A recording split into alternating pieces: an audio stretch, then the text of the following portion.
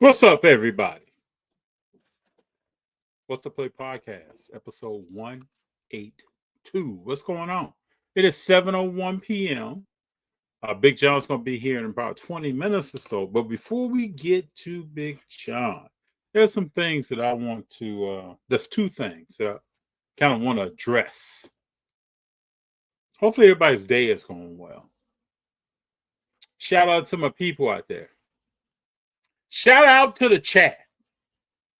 What's up with you all? How you all doing? Two things I want to address. Jaylen Brown.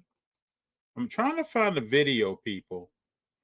Jaylen Brown says something about flopping and what qualifications are being exhibited to be NBA MVP. I'm trying to find out because I want to make sure that you can hear this. And then we're going to get to Paul Pierce. I think you all know Paul Pierce has said some stuff that I don't quite know what he's talking about when he starts talking about who has a bag. But let me get on this Jaylen Brown. Hopefully everybody had a good day today. It's Tuesday. We have a good show planned for you. So please stick around. A lot of different topics, a lot of stuff going on. You know, last night we were on the Quiet Car podcast with Yabo, Jerry, Imani. Check that out. Came out today. Check that out. It was exciting being on there and talking about. Oh, I think I found something. Did I find something? Let's see. It was great being on there. Great talking to them about cars and sports and a lot of different philosophies presented on that show. It was great to be a part of it. Let's see here. Jaylen Brown makes a quote here. If you want to be a great player, you got to sell your soul. You got to be a flopper. If you want to be an MVP, you want to be top of the top. You got to sell your soul and just be a flopper. I don't know what this video is going to show, but let's see. World, this new generation, this new era of the floppers. If you want to be a great player, you got to sell your soul. You got to be a flopper. If you want to be an MVP, you want to be top of the top, you got to sell your soul and just be a flopper. You know what I mean? Y'all tell me what y'all want me to do. Y'all want me to be on that? I could do it. I could start going to practice and working on working on throwing my head. You know what I mean? Working on, hey, just as soon as somebody touches, hey. Who's he talking about? Who is he talking? Who is Jaylen Brown talking about? World, when he starts saying about new era, his head, the floppers. If you want to be a great player, you got to sell your soul. Who is he talking? Be a flopper. If you want to be an MVP, you want to be top of the top. You got to sell your soul and just be a flopper. You know what I mean? Y'all tell me what y'all want me to do. You're saying flop away. Y'all want me to be on that? I could do it. I can start going to practice and working on working on throwing my head. You know what I mean? Working on, hey, just as soon as somebody touches, hey. Who's he talking about, people? You all let me know who you think Jaylen Brown's talking about. Now, he's having a great year. He's having a great season. But the thing about it, I looked it up the other day, is that he's averaging 27, 28, something like that. But the second leading scorer behind him is a guy averaging 17. What's up, hero? Big John is here in about 20 or so minutes. Right now, we're talking about two topics. Number one, we're talking about what Jaylen Brown said. If you want to be an MVP, you got to sell your soul. You have to flop. And he asked people, Do you want me to? I can go to practice and start acting like I got bumped. Do you want me to do that? I'm trying to figure out who he's talking about. Who could that be? Some people think it's Shea. Some people think he's trying to come at SGA. But let me ask you a question now. Jaylen Brown's game, good player. Is his game on the MVP level? Let's put flopping aside. Put all that aside. Is Jaylen Brown, does he play at an MVP caliber level? Finals MVP. He realized that. 2023. But does he play at an MVP level? I don't think so. He is definitely showing skills and his ability to score and put the ball in his hand to get something done since Tatum has been out. We cannot deny that. But is he an MVP caliber player? When you think of the next MVP, does Jaylen Brown come to your mind? Is that what you're thinking about? Doesn't come to my mind. But I may be Boston bias on a negative way. I may look at them and say, I do like Brown better than Tatum, but none of those guys do I think MVP. Yeah, more than Tatum. Yes, I will agree with that. I will agree with that. But Hero, who is he talking about when he says something about flopping? Who's he trying to get at? And why do people have these comments now that the MVP was awarded? Finals MVP was awarded.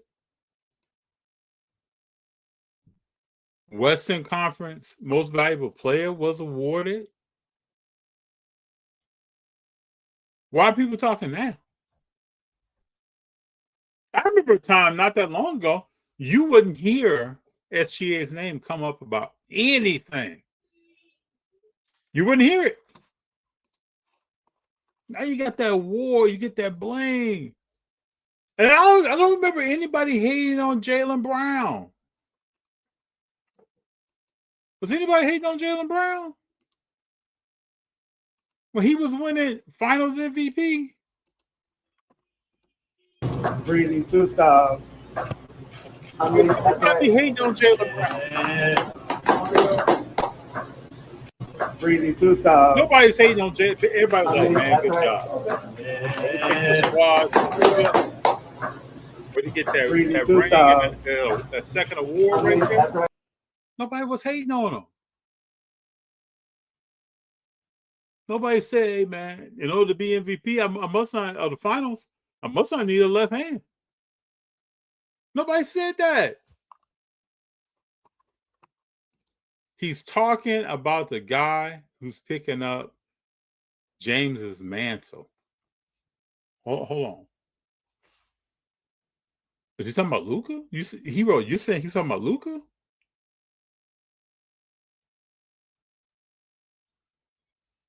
Is that who you're referring to?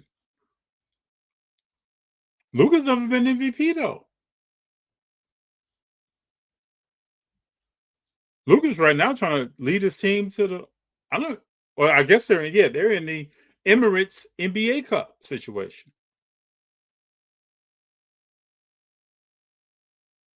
Hey, this is another thing. Just where I'm from and kind of how I'm built. If we're going to say something, why don't you just say it? What's up with this alluding to someone? Why don't you just say it? The league is trying to get a new face, a face with the initials SGA. I think he's already there. I think he is that face. Why do you think the league would say, hey, we want SGA, but we don't want the Joker? This comment right here brings up a good topic. Why would the league say we want SGA to be the face and not the Joker? Why can't the Joker be the face? It's because he doesn't really care about these interviews. He's really trying to get back to horse racing at the end of the day when the playoffs are over with, or the finals over with. Why not the Joker? I don't see any content. I don't see anybody in sports talk talking about, I think the Joker is the face of the league. I don't hear that. Is it because the face of the league needs to be a smaller guy, needs to be a shooting guard, needs to be a small forward, needs to even be a power forward? I guess we've seen recently has been centers, but for a long time, there was a center drought. A center can't be the face of the NBA? No, just not marketable. A center is not marketable. So is a center not marketable, or is the Joker not marketable? And if he's not marketable, Jordan, why is the Joker not marketable? But people tell me all the time, FD, SGA doesn't talk enough. He gives me Tim Duncan vibes. So how is he marketable? Nobody likes that face. Wow. Nobody likes that face. His eyes going cross-eyed. Joker doesn't care for the league. I would rather watch Joker. I would rather watch Denver instead of the Thunder. What's up, Zerny? What's going on? Big Jon, everybody. Big Jon's here. 15, 20 minutes or so. Right? Yeah, probably close to the 15 now. When he gets in here, we'll talk. I got another topic, though. But right now we're on, why is the Joker not talked about as being the face of the NBA? First, we talked about Jaylen Brown's trying to throw shade, talking about if you want to be MVP, you got to flop, got to sell your soul, got to flop. And I was trying to, when I first came on, I'm trying to understand, who is he talking about? Who could he possibly be talking about? Some people said here that he's talking about Luka. Some people think that he's talking about SGA. And then it came up, if he's talking about SGA, is SGA going to be the new face of the league? But then I asked the question, why isn't it Joker? Because people have told me over and over again is that SGA is Tim Duncan-like, and he doesn't have a personality, and nobody wants to see that, and he's in a small market. But he's going to be the face, people. You can embrace that or not. You could run from it. You could be like in a horror movie. Like you're running, and SGA is just walking up on you. He's coming. You may not want to see it. You may have gotten on the hype train when Luka was a rookie. But what's up? This guy came out.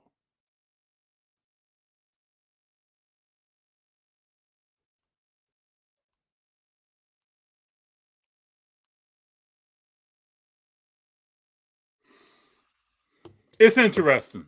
All right, so we got Hero saying it's like WNBA pushing Aja Wilson when the league has more impact players running around. But Hero, she just did something that nobody else has done. Aja good, but she's no Joker. Hero, she just did something that the Joker hasn't done. It's only her and Bill Russell. I'm trying to figure out, WNBA, I'm trying to figure out something. Why do people want to crown Caitlyn, but Aja Wilson is balling, and she's good butt? So somebody help me figure that out. Caitlyn was over here shooting 28% from the three, and what she does is shoot the three.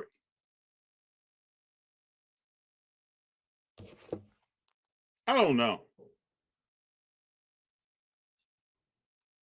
I'm not getting it. That's something that's not being said. Because the Hero, I got this.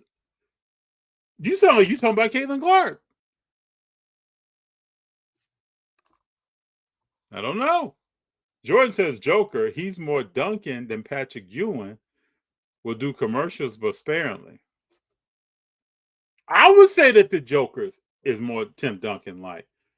But people tell me that's SGA, and I don't see that. I don't. SGA has swag. He doesn't avoid the media. He gives straight up answers.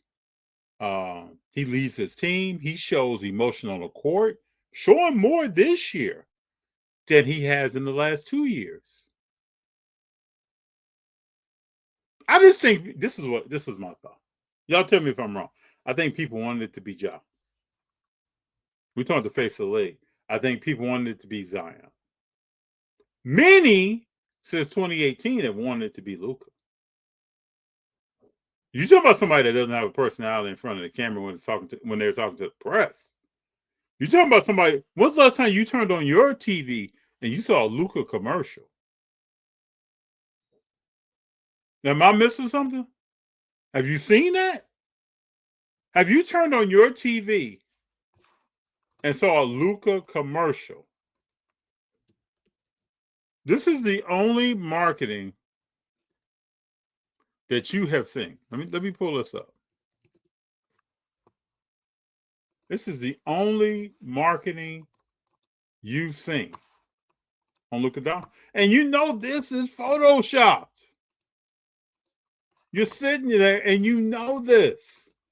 This is photoshopped.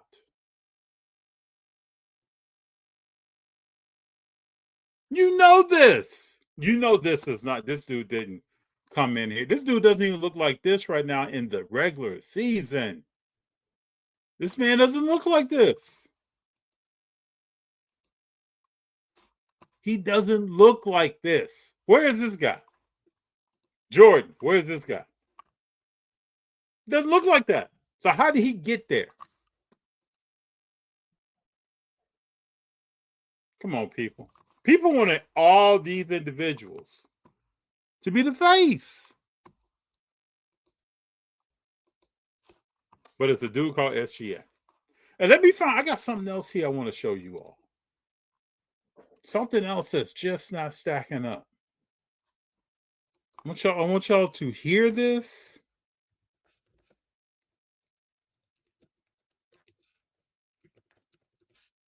Please hear this. Talked about Jaylen Brown. Then we jumped in the face of the NBA.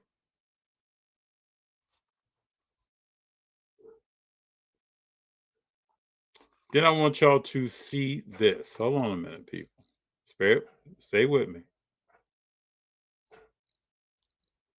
Stay with me. Just found something. Stay with me, folks. Now, you got to hear this. Paul Pierce says that Michael Jordan didn't have a bag, and players like SGA have more of one. And right now, let's just say this. In sports media, people are saying things to just say things. This is one of them. How can my brand appear in AI search? How can I boost Nobody believes this. They're just saying this. additional SEO and AI? Bag there.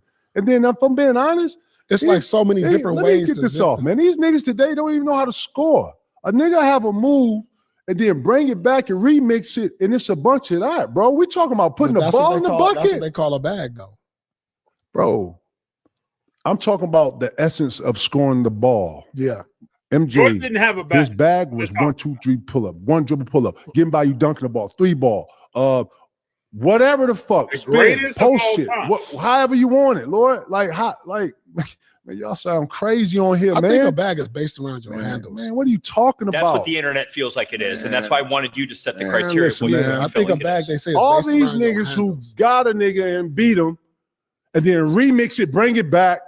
To me, that's incompetence. Now you playing. It's not That is a whole nother thing. You say It's it's like not based around how People you who get know how to yours off score with the your ball, handles. score the ball. They don't This is play the with middle food. ball, Like man. if you can get to the cup and dunk the ball, you dunk it every time, right? So if you can, you do that. All right, cool. If he cuts you off, you can cross him over. Boom, right? A bag is being able to be in traffic and make a traffic decision, and boom, you make it right there. You know, I faced up. Boom, he went middle. I saw him middle. I get it. So, and then on top of it, Michael Jordan was one of the more aggressor offensive players. Oh man, can't nobody guard that motherfucker today. Mike would grab your face if you tried to jump before him, bro. This nigga would grab your arm. Like, man, listen, man. I'm sorry. I respect every era, and I'm gonna keep respecting every era. Y'all need to go back and watch some of that young Mike Jordan. Y'all need to go watch that Mike Jordan who went up against Larry Bird. You know what I'm talking about? That went up against the Pistons. And with physical play, by the way. And was downhill. And when he needed a 3, he could hit a 3. And he hit game winners. And he came back from 15 down in the 4th. And yeah, man, what? And then he was a goon. Y'all got me fucked up in here, boy. Y'all better put some respect on Mike's name. Boy, stop saying goofy shit, man. That's goofy as hell. Mike Jordan ain't got a bag, P? Man, stop, man. No, nobody said he didn't have no bag. Y'all said he had a limited bag. Because he didn't need a bag. He was so he was Definition so of bag. athletic. He was Definition so of bag. athletic Definition and of so bag. much better that he could Definition just of bag. one dribble pull up on you. Definition of bag. I think it has something to do with like you got to take 20 dribbles and get the moves Fuck. off and score. That's what this era is. I can care less about a bag. I ain't saying not having a bag ain't good. Man, you got to have a bag. If you scoring anything You over don't need- 20,000, 30,000, bro, you got to have a bag. You understand? Because they're going to put the best stopper Did on Shaq you. have a bag? Shaq had a bag? Shaq was one all dunk. Shaq had a jump hook, a left. Dream had a bag. Fuck out of here. Okay, that's what I'm saying. Shaq dunked the ball majority of the time, but he had a jump hook. He had a left hand. He had a motherfucker, a fadeaway. What you talking about? Dream had moves. Like, bro, you don't even, bro, you just, what are you saying, bro? You all over the spectrum. I'm trying to follow you, but I don't know what you're saying. Mike Jordan, how you get 20,000 points and you got a bag then? With the best defender on you, by the way, in the 80s and early 90s when they was knocking the shit out your ass. And only scoring 75 points a game. 80 points a game. Well, I'm telling you, we're in the era, people. Please know. We're in the era that people are just saying stuff right now. Because they want to get them clicks, man. They want that attention. They want to be the person, especially Gilbert Arenas. They want to be the person that said something that shook the tree down. And everybody's tuning in for it. Angel. We will start seeing more. FGA is easier to market, to smile. Is that what it is, Ernie? And it got nothing to do with that footwork, that jumper, that mid-range. And it has nothing to do with that he doesn't dunk and do all the other stuff that's really not basketball. When Ja goes up, Zion, that's not basketball. That's cool. It's cool. You feel a certain way. You're like, oh, man, that's crazy. The guy dunked on that dude, posterized. But it's not basketball. Basketball is putting the ball from various locations. This is my definition of basketball. When you can place the ball from various locations on the court into the hoop through the net. Various locations, not just within 5 feet. Various locations, not just at 12 feet in the air. You jump. It's cool. You got the whole body. You got the ball back here. It's cool. That's cool. But that 30-footer is cool. That in the post with the shimmy is cool. Right? The up and under is cool. There are a lot of cool things that can happen on the basketball court. Diving for the ball going out of bounds and throwing it back to you, cool. Half court shot, into the court, cool. All this is basketball. Right? D'ing someone up, cool. Strip, leading the league in steals. Top 5 in assists. Cool. It's not just dunking. Weakest era ever. Basketball has just changed, favorites. We gotta know basketball has changed and it's probably never going back. The commission of the league the other day said maybe we leaned a little bit too much into scoring. What does that tell you? Maybe we leaned a little bit too much into scoring. It tells me that we changed rules. We did everything we could to up the scoring. Because we remember when San Antonio was winning and teams was maybe scoring 90 points a game. Man. That's it. But you had hand checking. You had all kinds of stuff going down. The rules were changed for Shaq. They went to a zone defense for Shaq. Before Shaq, there was no zone defense. You couldn't get caught in between. That was the referee did this arm movement, and that was a call against your team. You had to commit yourself. Am I here or am I double teaming? I couldn't say in between, but with Shaq you could, because they wanted to make sure Shaq wasn't completely dominating games. His level of expertise on the basketball court was a problem for those who are trying to level set and make sure people are watching. So nowadays, we go to scoring. Do you think Anthony Edwards was going to score these kind of points back in the 90s? With people slamming him on the ground and hand checking and on his hip and pushing him and shoving him and no foul. You think he'd do that? We know Ja wouldn't make it. You can go down the line. LaMelo Ball wouldn't make it. It'd be a problem. Duncan made the NBA global, FD. Stop it. No, I wouldn't. What dunker made the NBA global? Favors. What dunker? List. Give me some names. Tell me some years. Did it happen in a game? Or are you talking about the diminishing NBA dunk contest? What dunking? You got to stop this now, Favors. What dunking? Who was dunking? Jordan. Jordan did more than Duncan, sir. Hold on, let's get to this. Jordan did way more than Duncan. Way more. Way more than dunking the basketball. Again, we got to start talking about basketball. I'm going to challenge people. We got to start talking about basketball. This is the NBA slam dunk contest. And all the players that are out here that won't get in the NBA dunk contest are dunking in games. But they won't dunk in the contest. And the All-Star weekend is almost fire trash right now. Favors, have you watched the slam dunk contest? What was the last year you watched that? Think it's more than dunking going on. We got to get back to basketball. We got to challenge each other. Just like baseball is not just a home run. We thought that at one point. We saw Sammy Sosa and we saw Mark McGwire. Like, oh, man, this is great. It's not just baseball. It's much more happening on the baseball diamond than that. We just saw it, the Dodgers. We saw home runs and we saw other. We saw defensive plays. We saw bunts. We saw a bunch of stuff.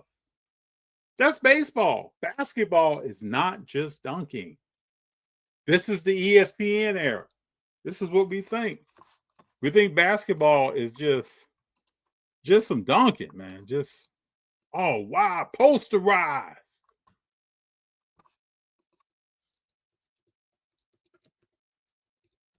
You want to talk about it? Let's look at it. Let's take a look at it. Yeah. Check it out. Favorite said this is basketball. Favorite said this right here. This is it.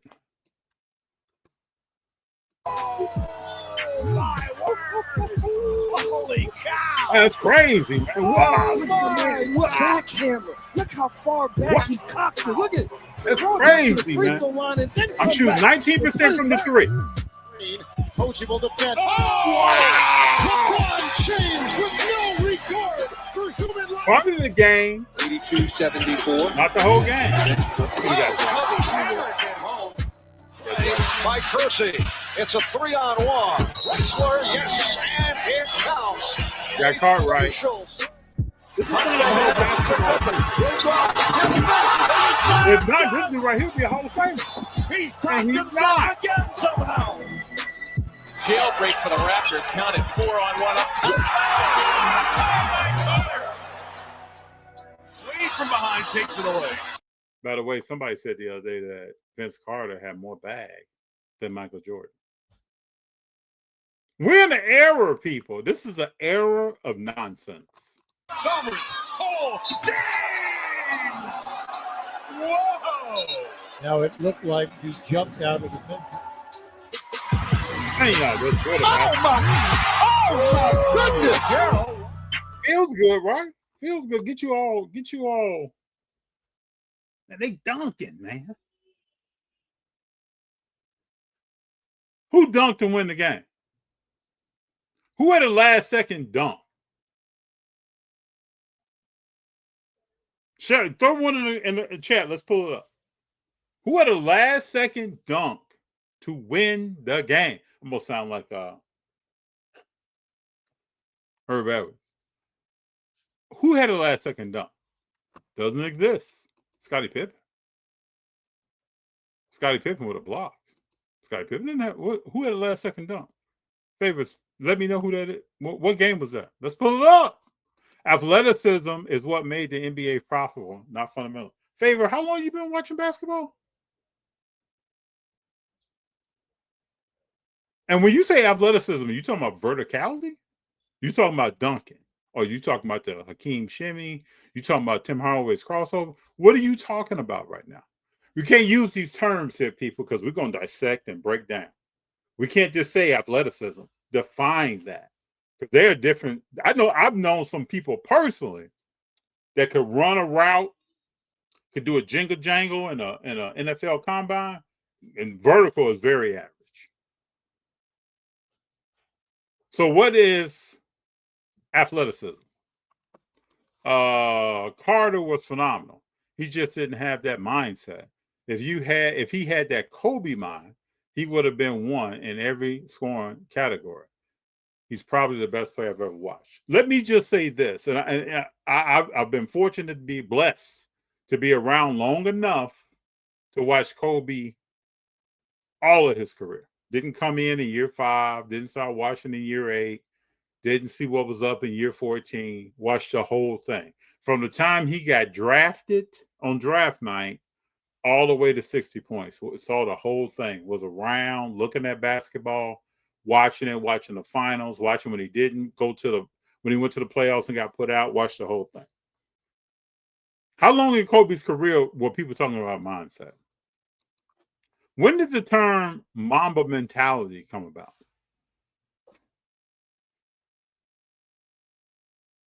When Kobe was winning second, third championship, who was talking about Kobe's mindset? Nobody. Absolutely nobody. And everybody that I've seen in today's game that says Mamba mentality, you ever heard SGA say that?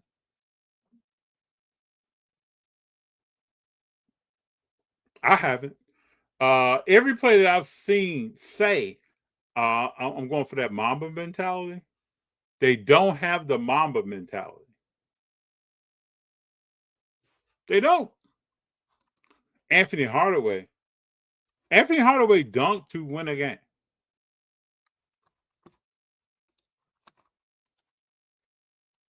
Check it out. See if I can find that. I won't dispute it.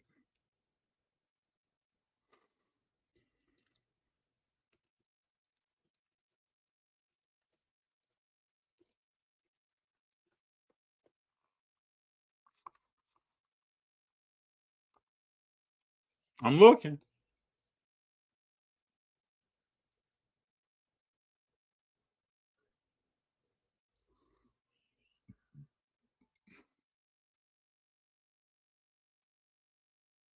I don't see Anthony Hardaway dunk to win the game. Just let me know when that was, because I'd like to check it out. The question on the table, people, is name me a player who has dunked to win the game. Regular season, playoff, exhibition, preseason, pick up in the park. Whatever you want to say. I would argue you put T-Mac, Kobe, MJ, Bird, Magic, Carter on their best day. Carter beating all of them. I don't think so. No, it'd be a good argument, though.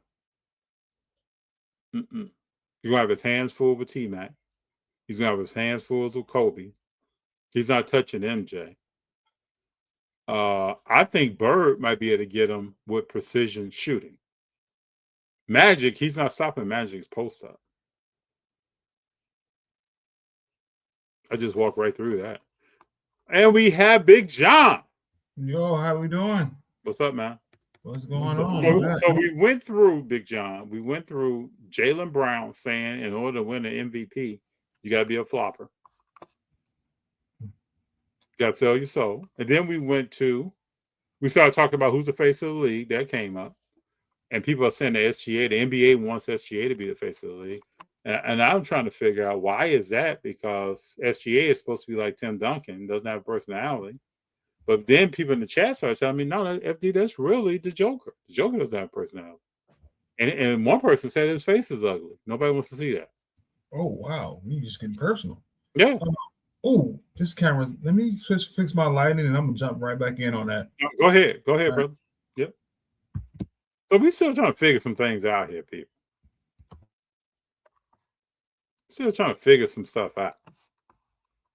Just trying to figure it out. Aaron Gordon won a game, Duncan. Oh, that playoff game, right? Okay. I'll give you that, Jordan. I'll give you that. So how many times does that happen compared to shooting that jump shot in the post, tip? Just give me some probability.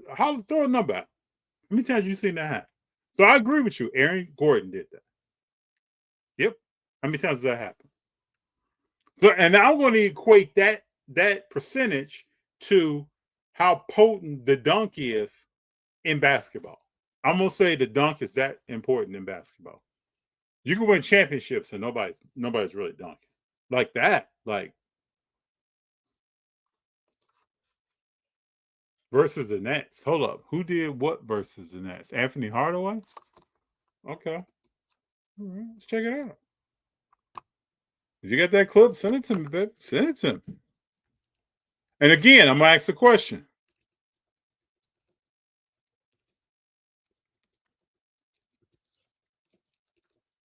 How many times does this happen? Okay, here we go. Okay. How many times does this happen? Let's pull it up. Big Jon, we're here. We're looking at game-winning dunks.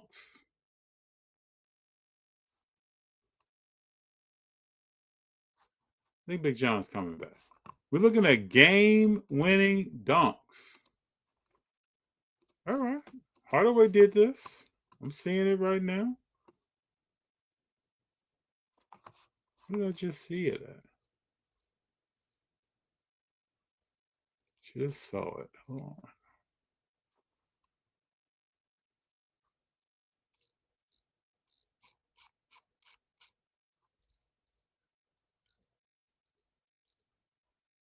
Hold on, people. Let's see here. Versus the Nets.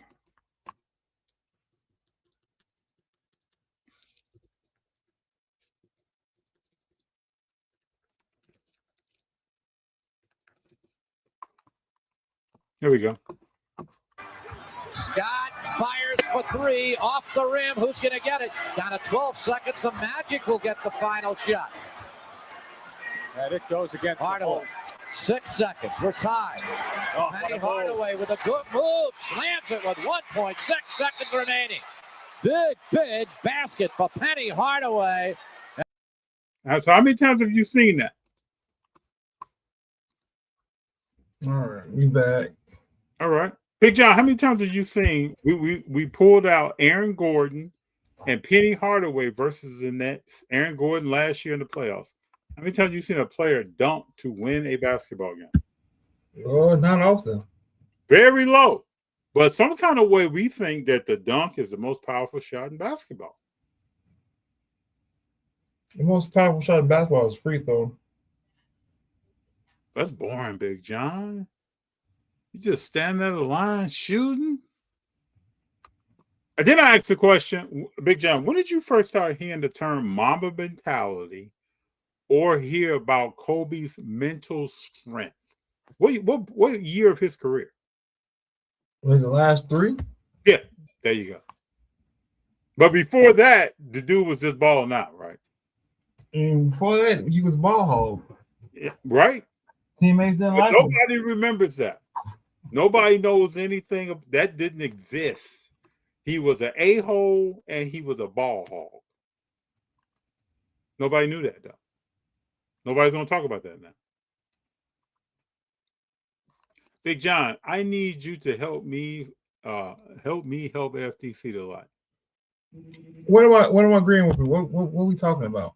I think people are trying to tell me that the dunk is a powerful shot and then somebody in here said, I'm not gonna call no names, is that Vince Carter could one-on-one take out T-Mac, Jordan, Kobe, Magic Johnson, and Larry Bird. People Now, are I'm not gonna get up here and tell no lies. Vince Carter was a bad boy. he's not He's taking not out that bad. He's not that bad. He's not taking these cats out.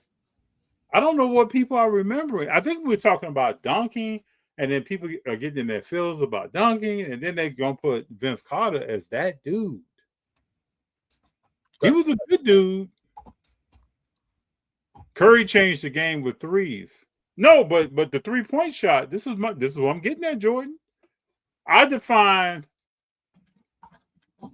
that a basketball play, strong basketball play, is when you can put the ball in the hoop through the net from various locations on the field, on the court. Various locations, not just dunking. And the more deadly you are from various locations on the field, on the court, on the field as well. What kind of routes can you run? What kind of balls can you throw? Scottie Pippen game-winning dunk versus the Hawks.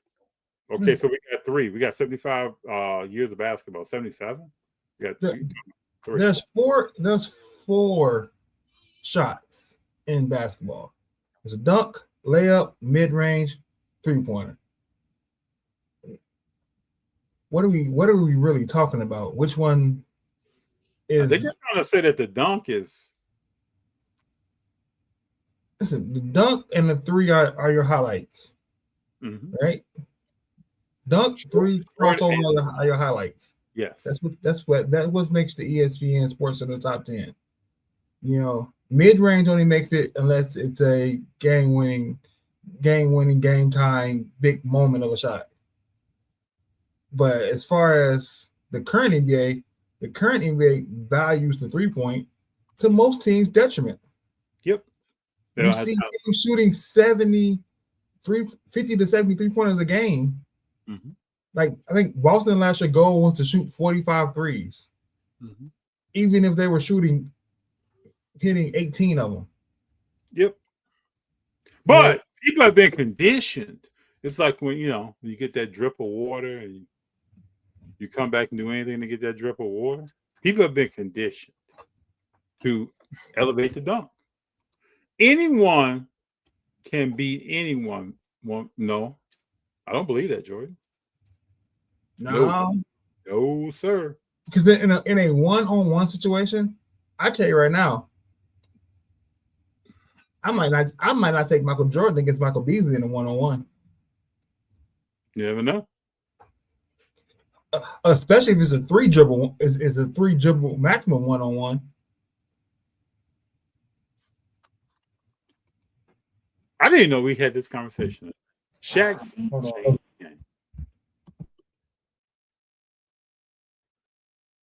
I never knew we was gonna have this conversation, people.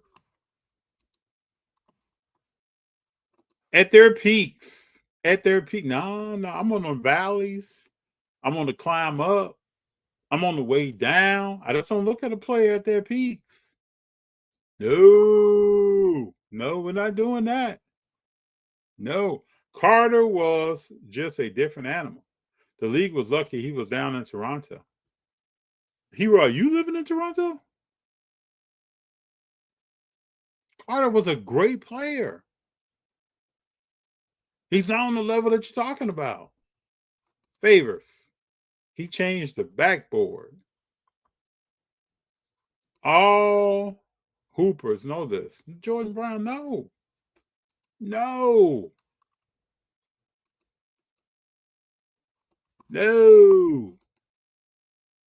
I don't know. SGA dominated ESPN with his eyes popping out. Getting in ones now. Wow. I learn something new every day, people. I learned something new. I didn't know there was such a contingent people on the edge of their seat for the dunk. This is why y'all like Ja. This is why y'all like Zion. I'm understanding now. As the lethal shooter says, I get it now. I completely understand why people are still walking around thinking that Ja and Zion are about to do something. And people argue, I'll pay them the max. People argue that. I'll pay them the max. I'm understanding. There was a reason why we got into this topic. I completely understand now. Dunks are emotional. That's what people are being here.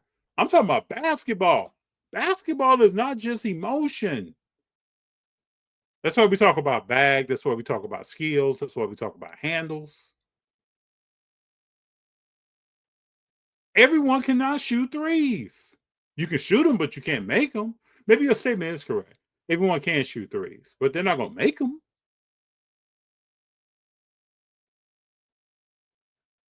I really didn't know that people were out here hanging their head on the dunk.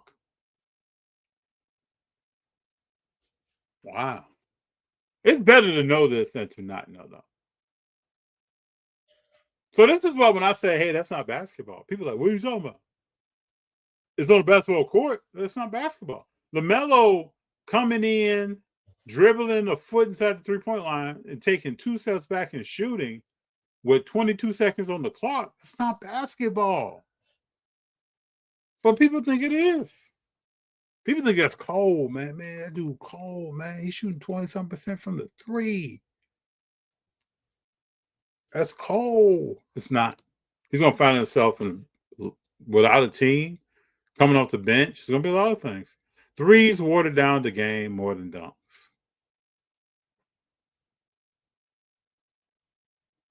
What does water down the game mean? What does that mean? I'm actually asking a serious question. What does that mean? So if we're in fourth grade and we go out for recess, and Johnny over here is juking everybody out of their shoes and running and handling things on the football field and then coming over and shooting jumpers, and Johnny's a super athlete. And I try to do that, and Henry tries to do that, and Jacob tries to do that, and Mary tries to do that, and Joan tries to do that, and none of us can really do it the way he can. Did he water down something, or did we water down something?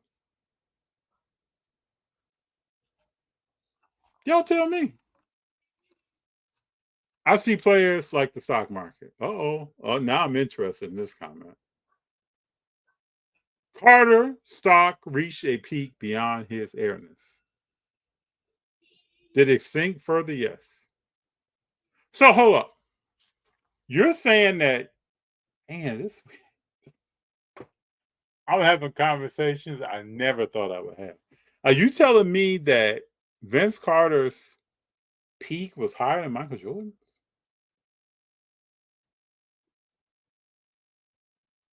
But he reached a level that none of those players could reach. They just did what they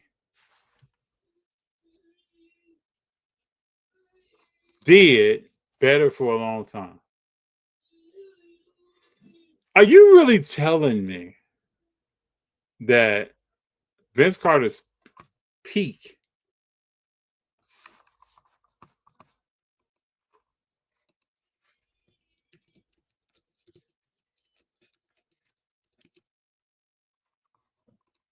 let's look at something here. Let's look at something. Can we look at something?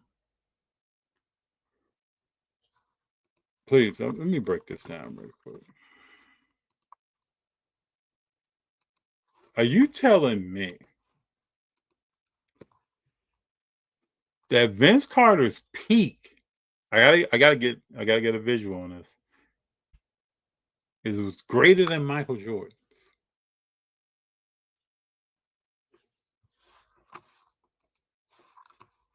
Hero, I'm asking you. I need you in the chat. I need to see your answer. I'm looking. Big Jon. Yeah. Hero just said that Vince Carter's peak was beyond Michael Jordan's. And so I put up a graph of a peak and a valley. Mm-hmm. So who else's peak was beyond Michael Jordan? I don't know. Hero, I think you are just a big Vince Carter fan. I find that. It must Vince be. Carter was supposed to be the next Michael Jordan, right? When he won the list of Yes.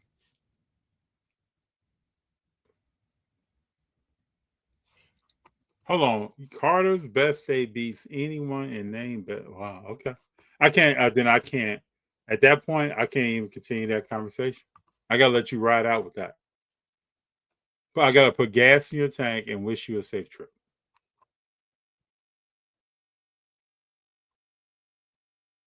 Nobody wants to watch Embiid or Joker shoot 3-pointers. Wow. Wow. I'm not talking career. I'm talking talent and abilities. I'm gonna let you ride out, man. Either you're from Florida or Toronto or North Carolina. Something's going down. I can't even explain that. Big Jon, how was your day? I'm good. It was good. It was good. Sorry, I'm late. I'm on solo dad duty. No, it's all good. You don't have to explain, bro. I know parents, baby. That doesn't. You know, when you hit me up, I said all good. Don't worry about it. You talking about real parents out here? You don't have to explain that. It's a lot of times that if April, and I tell her this, and she's like, "Oh, really? Give me a compliment." If she wasn't here to stabilize some stuff, you know, Robert and Junior and even G sometimes. The young people, man, got stuff going on. So it's all good. Yeah. Hold up. I'd rather watch Shaq dominate. I'm just gonna keep thinking about this peak and valley graph, my man. You got me. I can't even. I'm dumbfounded by what we're listening to right now. So I was telling everybody we were on the Quiet Car podcast last night. It was a cool experience. Very cool experience. That was good seeing Yabo, Jerry, and Imani. Yabo? Yeah, it was definitely good. I am definitely proud of them boys. You know, they've been doing a podcast almost a year, 100 episodes coming up. Mm-hmm. They got sponsorships and, you know, affiliate codes, stuff. And they got the music coming out on Fridays. You know, that's really good, nice listening to. Mm-hmm. So I'm very proud, you know, my homies. Mm-hmm. They're doing that thing. And it's always good to, you know, banter with them. Yes. And make sure y'all listen to it because we have some good banter. We have some very passionate discussions about Ty Lue. True. But it's good. How was your day today? Oh, it was good. Good day. Good productive day. Very good. So what we got going on? NBA Cup going on tonight. Who's playing tonight? That's all I was about to. I don't know. I know Orlando just won. Orlando beat Miami. Bane had 37. So what's up with Bane and John trying to be tough guys? It's weird.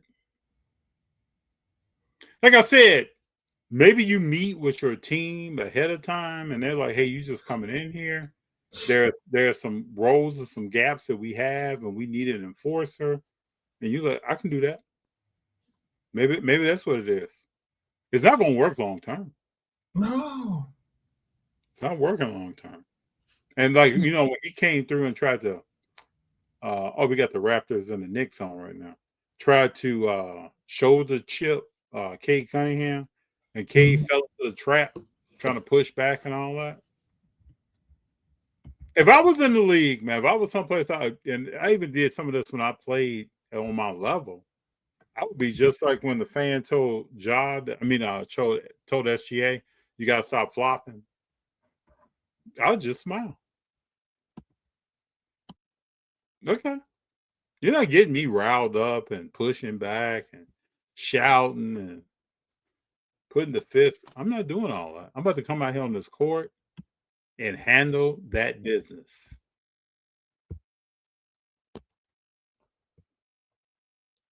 I think a mentally tough athlete is scary. When you can't play those games, person becomes very scary.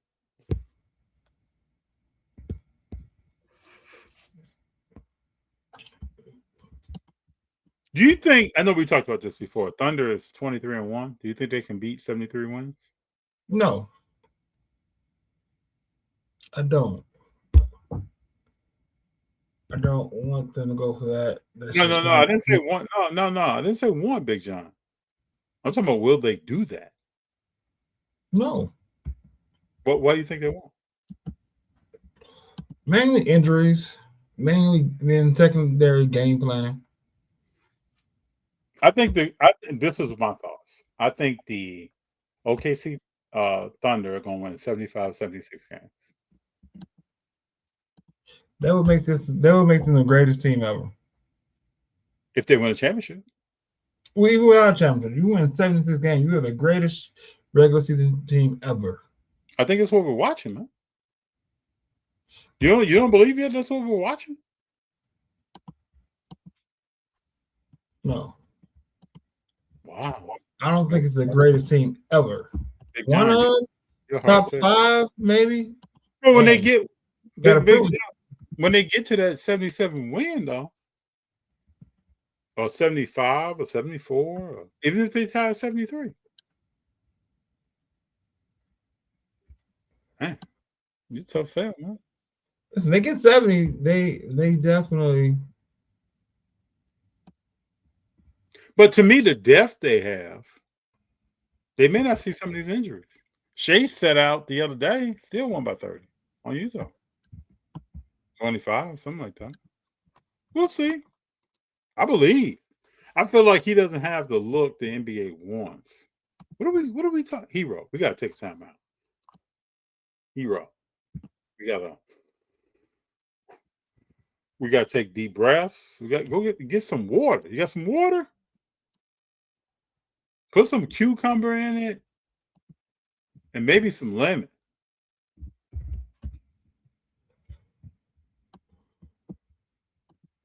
That might help. Big John says, man, I'm a tough sell. Man. I ain't buying all this hype. I'm not buying it. I get you.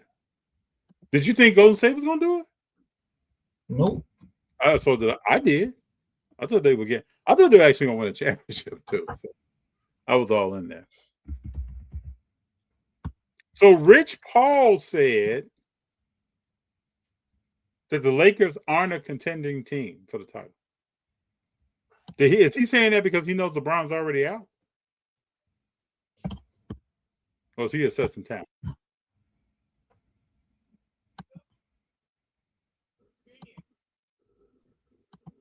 I don't think he's saying it because they're not. It's just that's just They didn't say this last year, and they weren't then. He didn't say this year before that.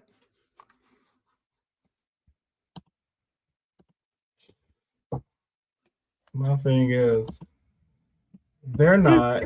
They got decisions to make because I don't think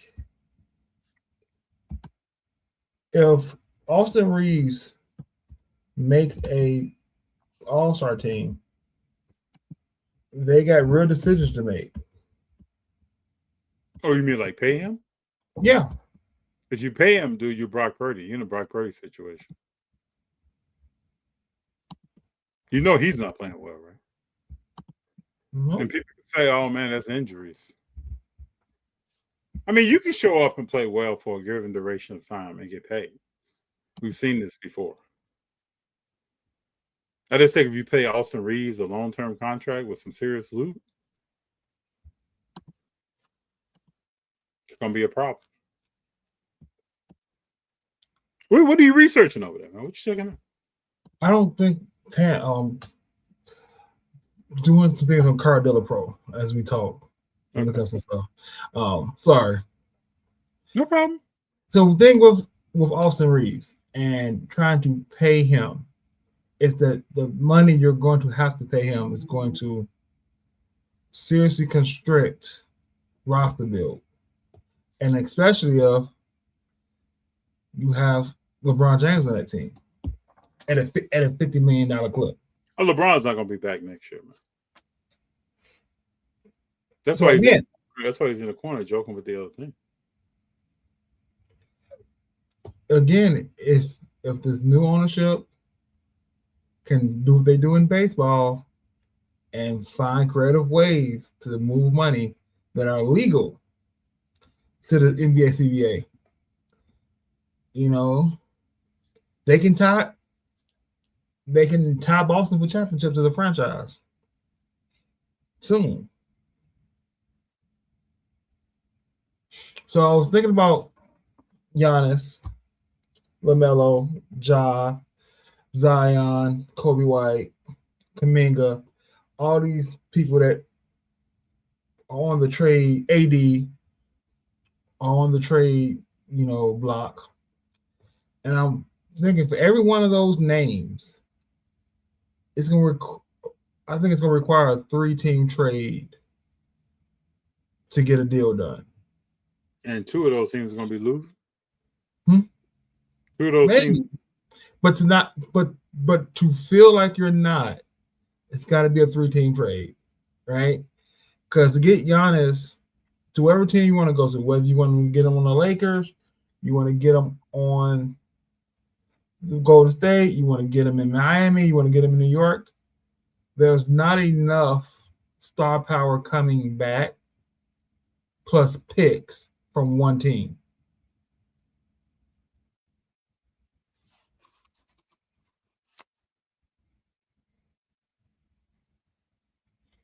I'm just telling you, Jordan, if the Lakers pay him, okay. They can pay him the most money, yes. But what money they have left over to pay everybody else? Mm-hmm. And it's going to be a bunch of veteran contracts coming in. And we'll see what they do. You're going to be picking up the Seth Currys, and likes up to fill that roster. And there's no shade to Seth Curry. That's just where he is in his career.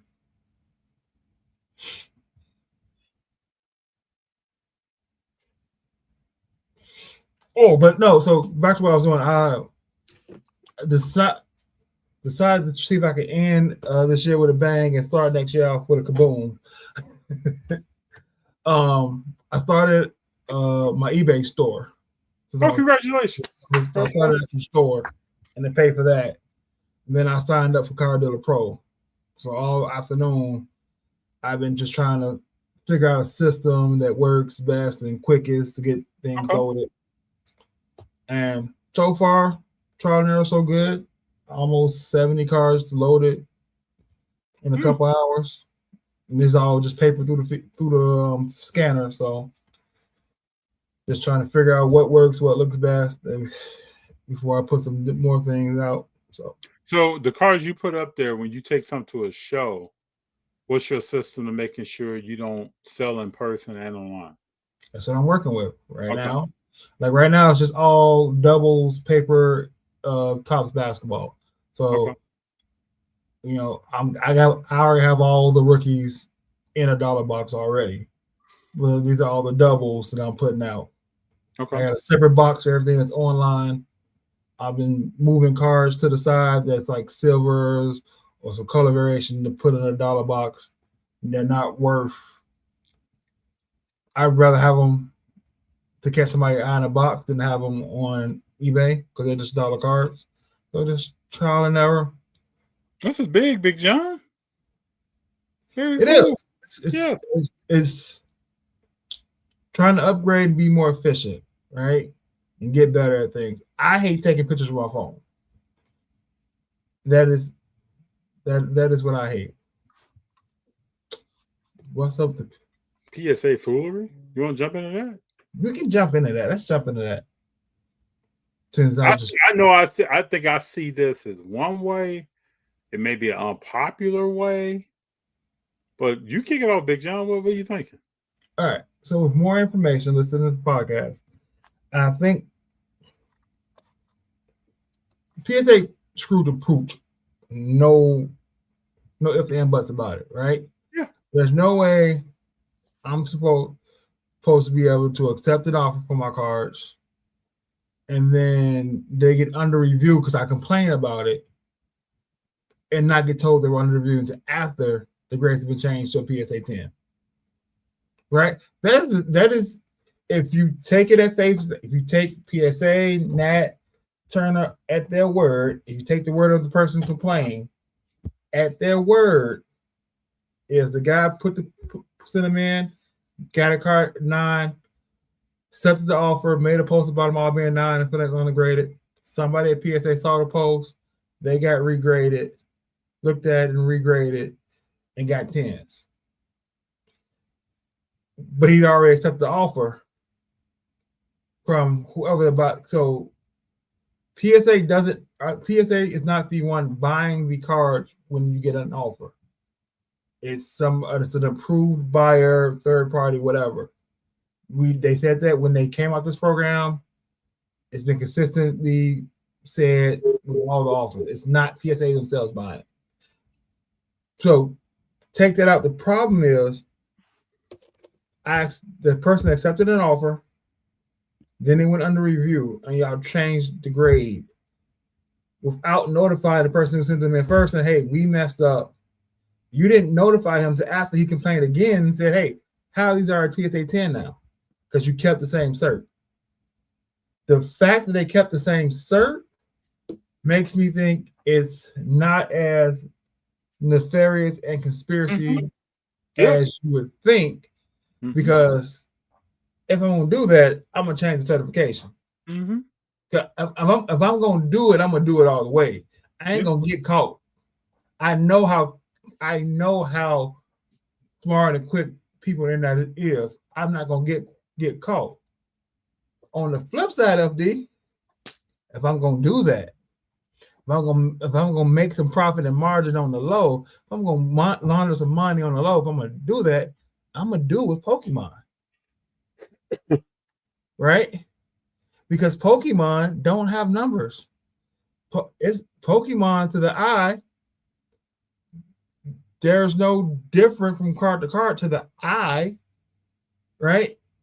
So I wouldn't do it as sports cards.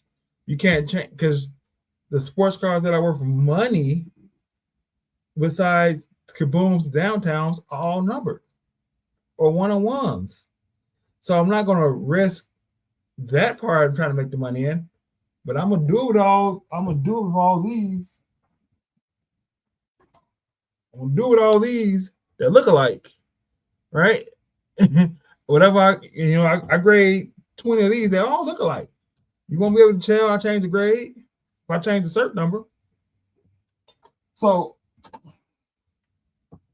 the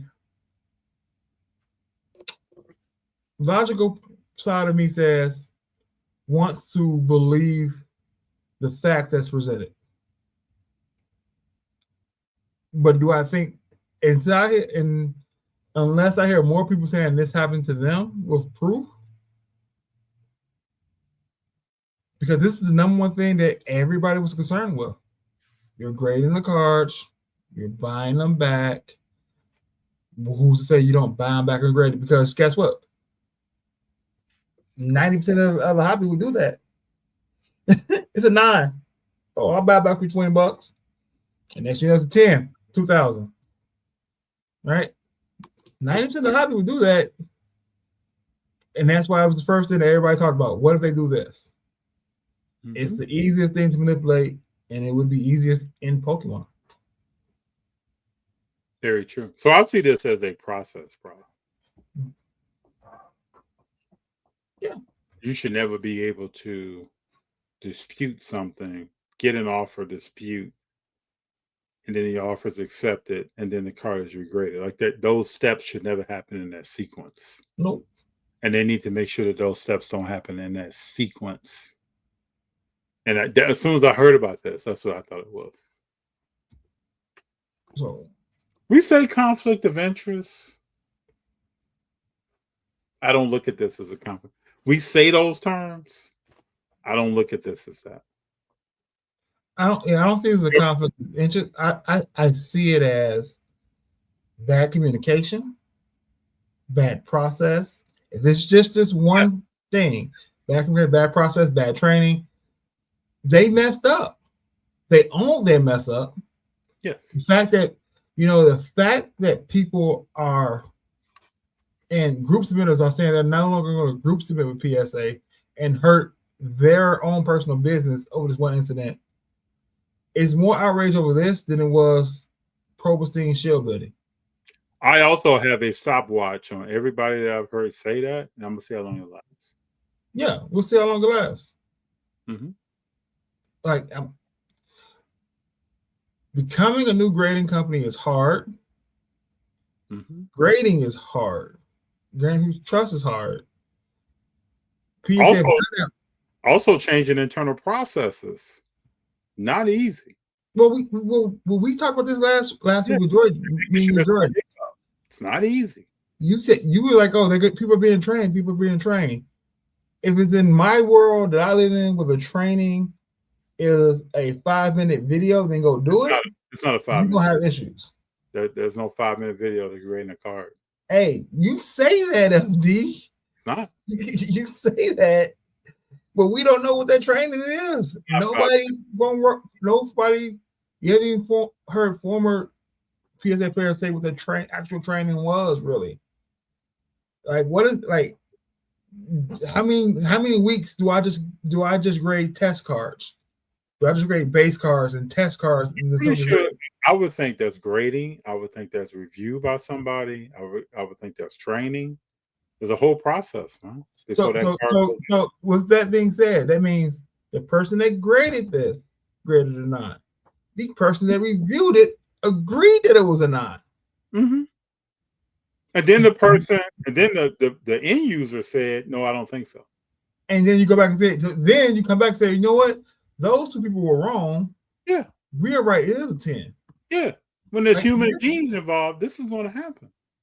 But what's the frequency of it happening? Yeah. Listen, we all make mistakes. This is my thing with people. PSA is grading $1.8 million at 1.8 million cards a month, right? We're talking about one. Mm-hmm. And folks are acting like we're talking about one card. No, it was 13. Okay, we're talking about 13. Yeah. What's the percentage if I take, and that was all probably in 1 month, right? If I take 13 cards and divide them by 1.8 million, that's 0.000072%. You're always going to have. We're buying food at the grocery store. There's some metal shavings in, but it's not at a certain level to make a recall. No, I agree. But I will say this: anybody thinking that they wouldn't scale this enough to make where we be profitable, like the fact that Jeff Wilson said is this, the juice is not worth the squeeze. Let me let you guys understand something. You ever go to the grocery store? You ever go to a retail place and they ask you, "Do you want to donate a round up to charity?"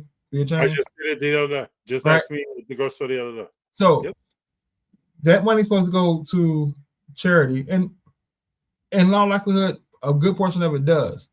But they're taking our money to donate what these companies have already committed. They're going to donate to these charities on their P&L. Regardless, so anything over that amount that they already committed goes to their profit line. People don't know this. People don't know this. People don't know this. It is a sale. So that's 50 cents. They've already said we're going to donate $1 million to St. Jude's. They've already donated. Yeah, they've already donated that money. Yeah. So when the company gets over $1 million, they're no longer obligated to donate that money. Then at that point, does favor say conflict of interest? Yeah.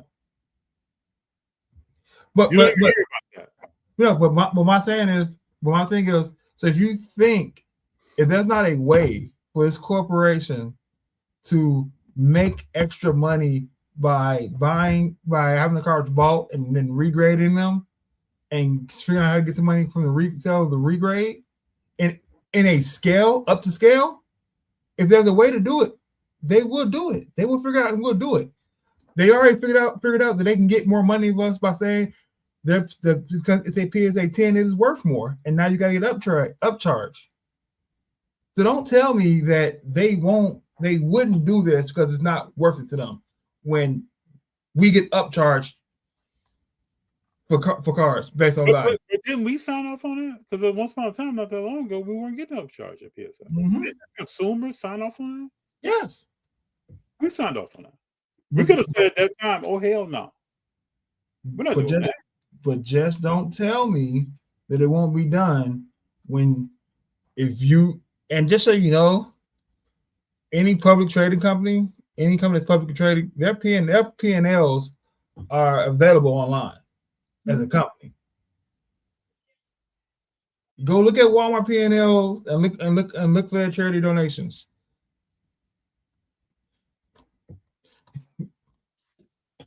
Hey, I look at this no different than a car dealership. Mm-hmm. You go to a car dealership to buy a car. You go to a car dealership to sell your car. Now, once they get your car, what is that car going to sell for?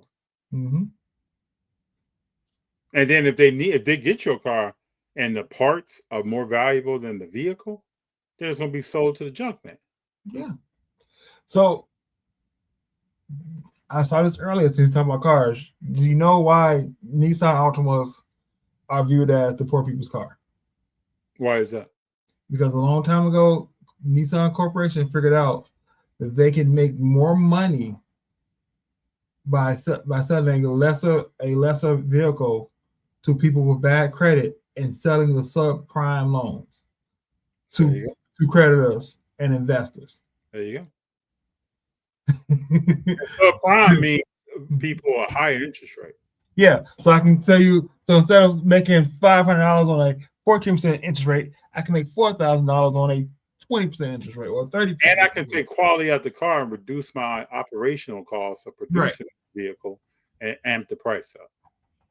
Your publicly traded companies' primary responsibility is to their shareholders, not their consumers.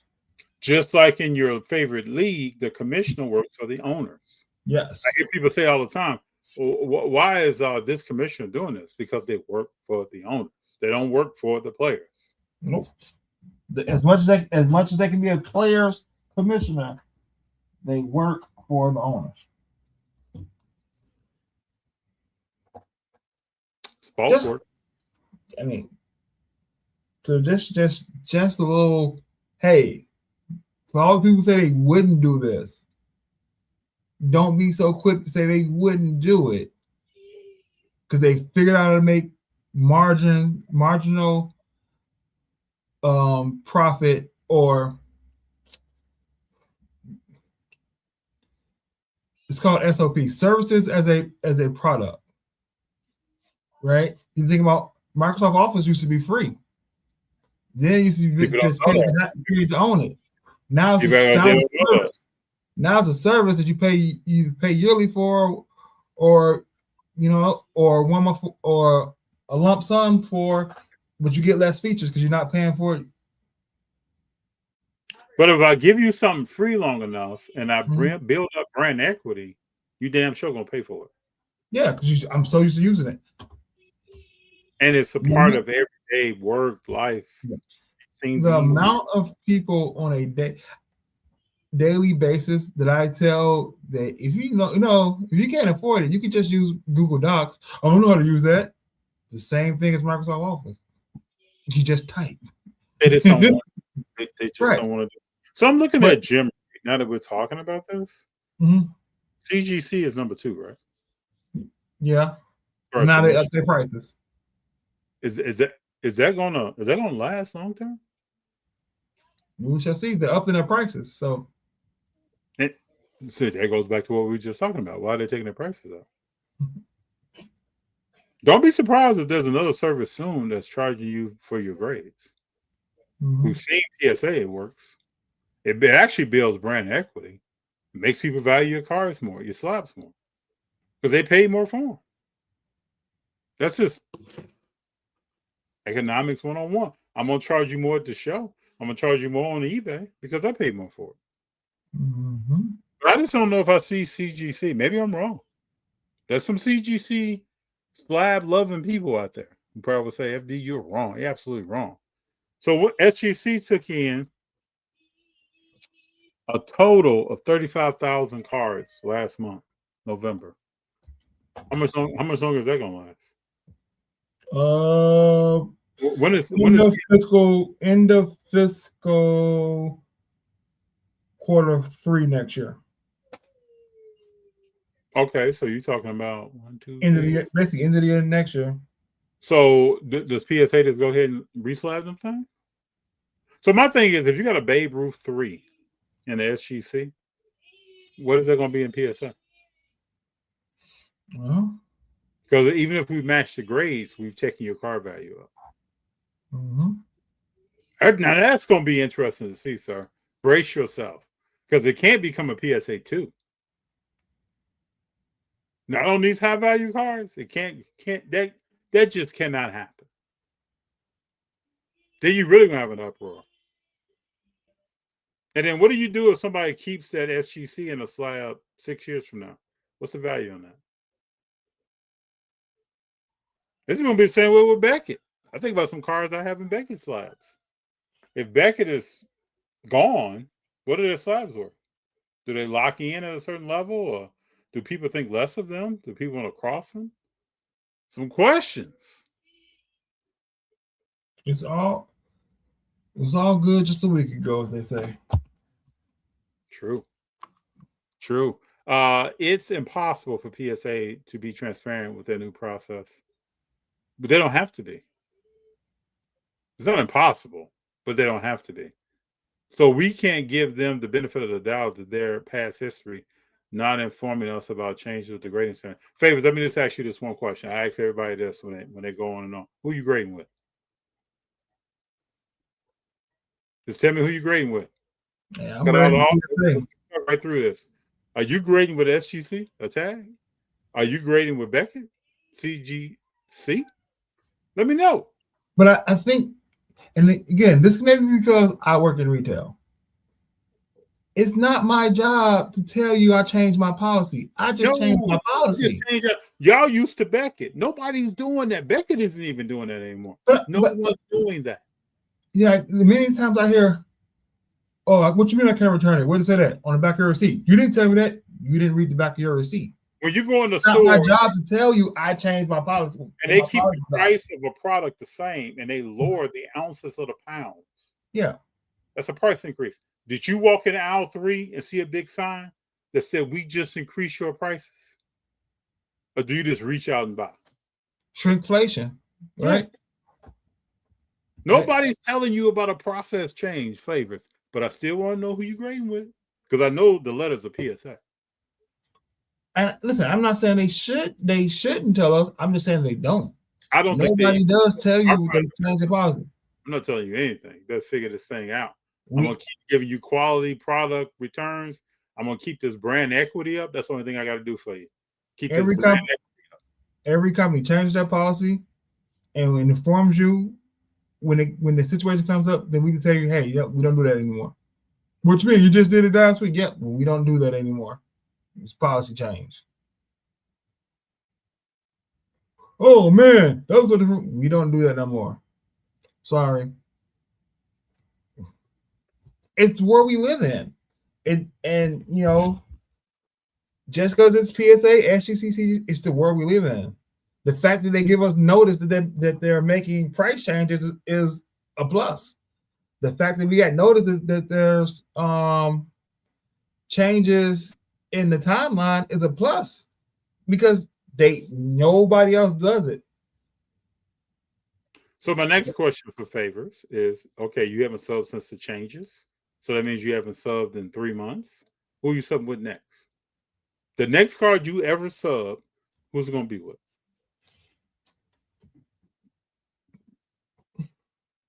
We want to know. Oh, you're a free agent like so. So who you going with then? Let us know. The next card you got, whatever if it's TCG, if it's your favorite basketball player, football player, baseball player, hockey player, soccer, whoever it may be, where's it going?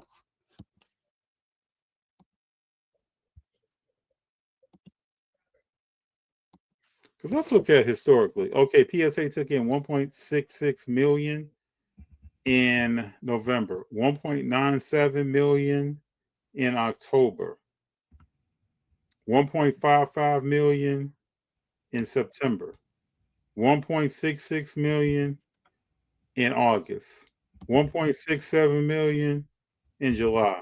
Let me try to find, okay, November of 2025. Let me see if I can find November of 2024. November of 2024. Big John, you want to hit this number?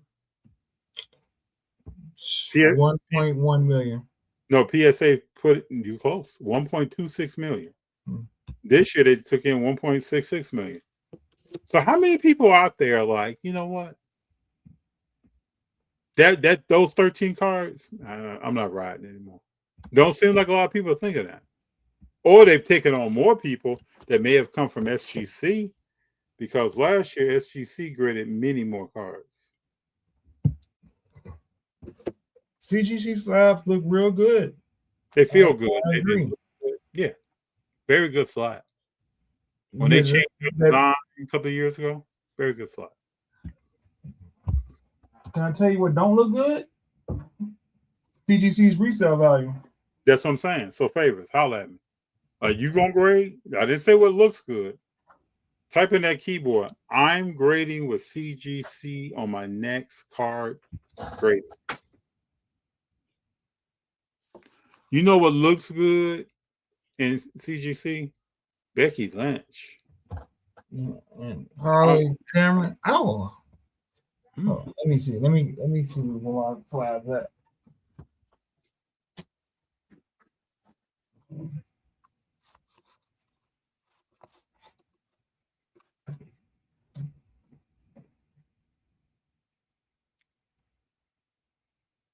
I have a big need to get organized in this office where cards are.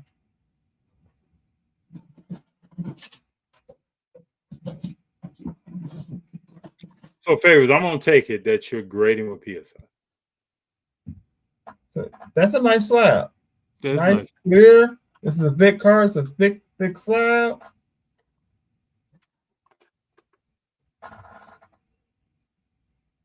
PSA, super lightweight. Oh, nice. Like in hand, you feel the difference. Oh, so we were talking about this on the Quiet Car Progress. I found it. TGT. Caleb. Yeah, no. Justin Fields, TGT slab. Oh, okay. Oh, you did talk about this. That's right. Identical size, identical feel, identical look, plastic. The else looks the same, yeah. Everything identical. How they lined up, the shimmer, every single thing about these two slabs are identical. And you will still submit. Favor say he stopped his membership. He will still submit. We'll be here when you submit next time. When I tell you the exact same slab, the seams where they're encapsulated are the same. I wonder how do you get the same slab? Because you can't have the same supplier, can you? I'm pretty sure PSA has that contractually locked up. Maybe not. Maybe not. So when I tell you the red and white strip that says 10 is what we're paying for. That brand equity is what we're paying for. The brand recognition is what we're paying for. Speak on it.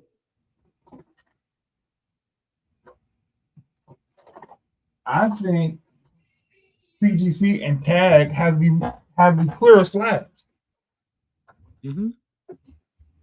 Tag is an excellent slab. CGC, excellent slab. I just did a lot of work getting organized, and now I cannot find what I'm looking for. I'm about to go off of myself.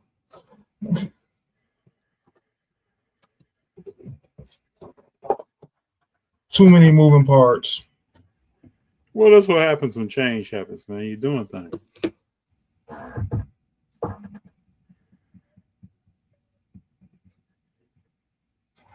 To be funny enough, this year I've lost 3 cards in my house. 2 of them, two graded cards. They're in my house somewhere. I have no idea. Remember that Shea card that I graded? Yeah. I thought at one point I had lost that card. That's why you asked me, man, you've been waiting on? Like, I thought that card was gone. My thing is, I know I have stuff in my house. I do this at work too. Like, I lose my phone 15 times a day. I get super focused on doing stuff and then forget what I did five minutes ago. Okay. So that sounds like April here. She does the same thing. Hey, where's my phone? But I don't worry about anything that's in my house. Eventually, I'll find it. That's good that you have the patience. I kind of think about that stuff when I lose something. I just try to track my steps. Eventually, it will come up. Mm-hmm. What do you think about the KC Chiefs, man? Gonna be a tough year. It's over with, baby. It's all over. I wonder if Travis Kelce will be back. I don't know. You let him tell it. Him and his woman never argue. You let the internet tell it. They're arguing about prenups and his retirement. So yeah, when you make that statement, we've never argued, tells me you've argued. Well, I'm sorry. I don't want to be with somebody I can't argue with. I don't even know. I didn't even know how you act when you're mad at me. Yeah, I don't know if we're human beings, if that's the case. Mm-hmm. But that means their relationship might just be made up anyway. So who knows? Daniel Jones tears his Achilles. The team is that's a wrap, right? Yeah. You're talking about bringing in Phillip Rivers? They brought him in. Bro, you know that's not gonna work. You gotta do something though. But you gotta do something. He knows it's too late to get why he knows the offense. Who's the dude on the who's the backup? Riley Leonard is his name. Who is that dude? I don't know. I just know I have a rookie card here somewhere. Hold on, let me check out Riley Leonard. That doesn't even sound like a QB's name. What is that? It does sound like a feedback. Look at this dude, man. What's this dude from? He was a Duke? Went to Notre Dame?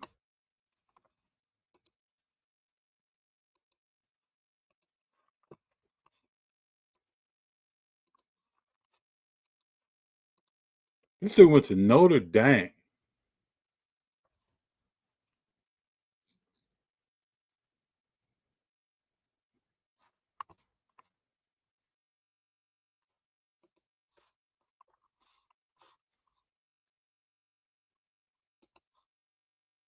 Friends walk together. Pop and lock together. Me and him together. That's scary. Gotta see some highlights. Yeah, it looks weird, doesn't it?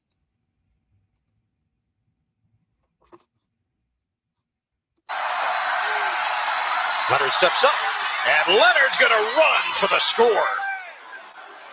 Touchdown, Indy. I think I just saw enough. I'm straight. That's why you bring in Phillip Rivers. He can run like Danny Dimes. Notre Dame legend. When they bring in Phillip Rivers, you can't have the adjective of legend associated with you.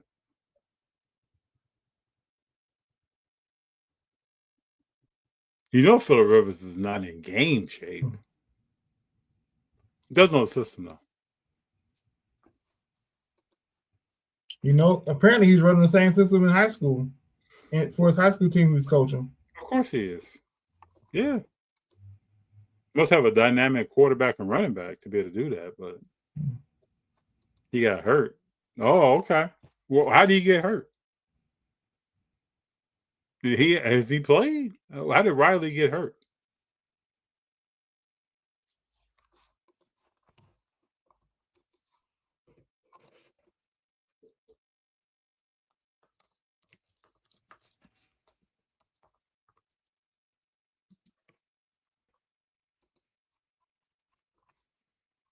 Knee injury.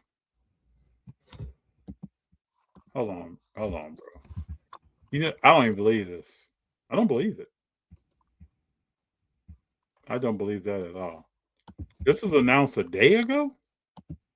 Yeah, he has a knee injury. That's why they signed him.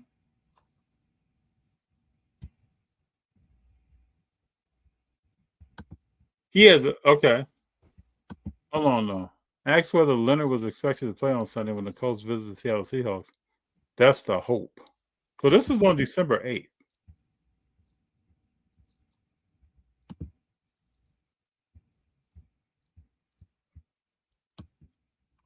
Meanwhile, okay, Jones had Achilles.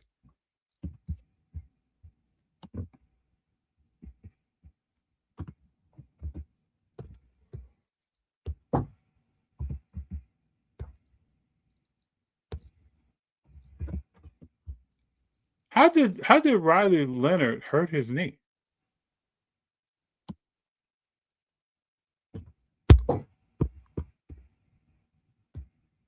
Here they say he's the only healthy quarterback on the roster. So how did he get hurt?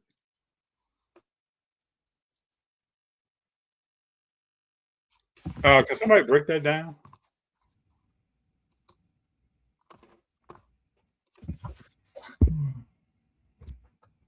It just happened in the last game.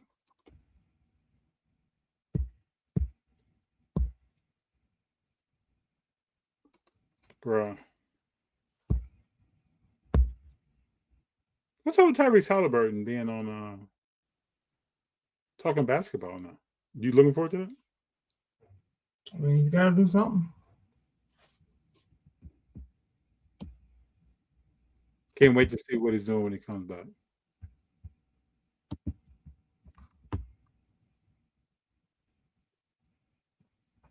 All right, what else we got? Oh, Wemby's out. Been out a month. They say he's not playing in the Emirates Cup game. Big Jon. Yeah, I know. Yeah, injury. Big Jon. Okay. FD. Okay, we get it, FD. He's injured.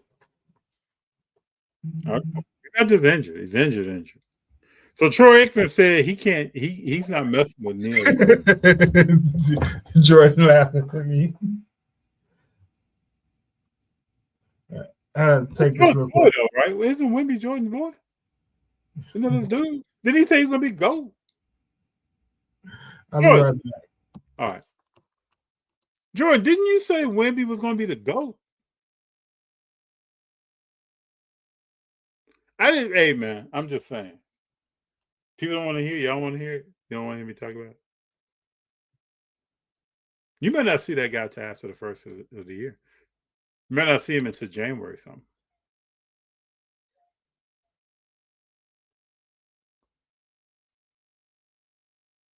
Probably pretty soon he'll be in a position where he can't win any kind of award. Jordan, you know you said GOAT. You know you said that. Did people start backpedaling? Let me show you Jordan right quick. This is Jordan right quick. Hold on.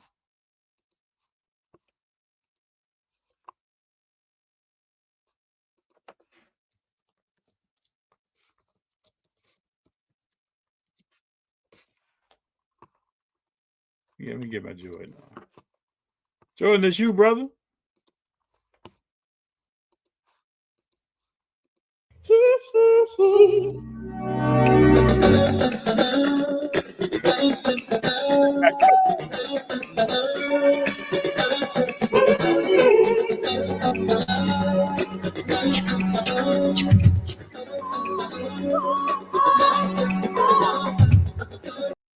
That's Jordan on Wemby.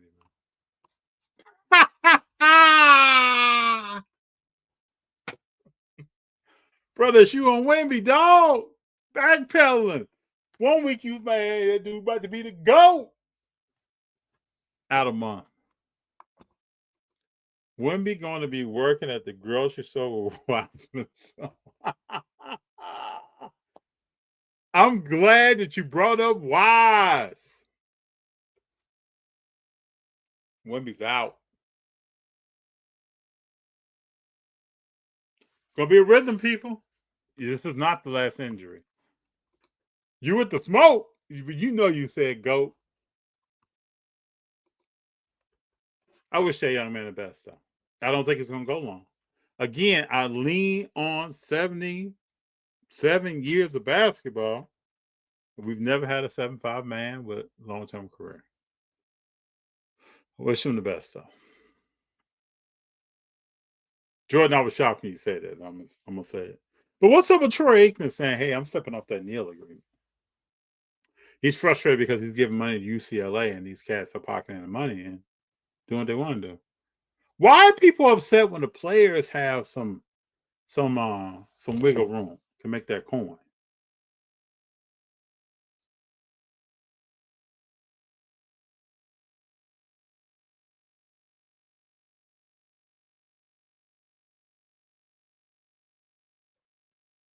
Why would let the players have some wiggle room?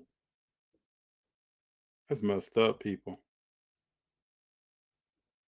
Give the players some wiggle room. There are guys making millions, people.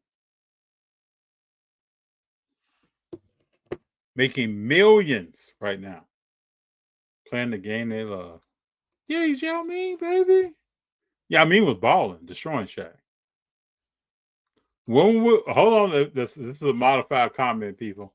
Wemby will be the greatest center when all done. Jordan. Okay, bro. Let me get a little picture of this.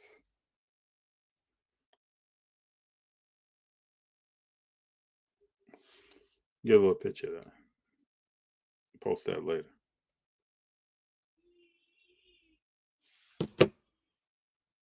Whew. That is wild. So who's gonna win the Emirates Cup, people? Who do you think? You know I'm going with OKC. Hopefully no injuries, though. We don't need any injuries. You need to see this basketball being played.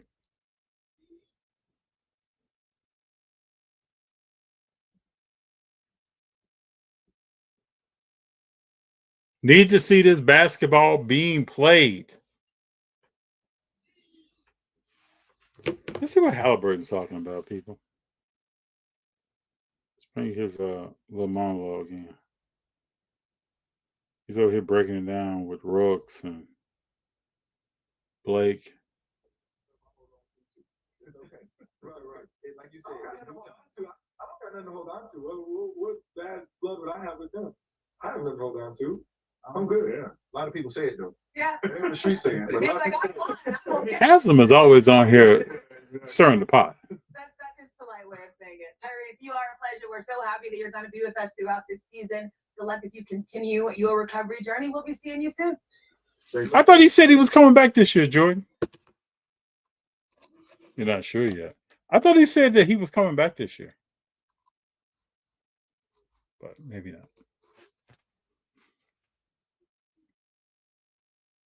Anybody going to any shows, card shows, checking anything out?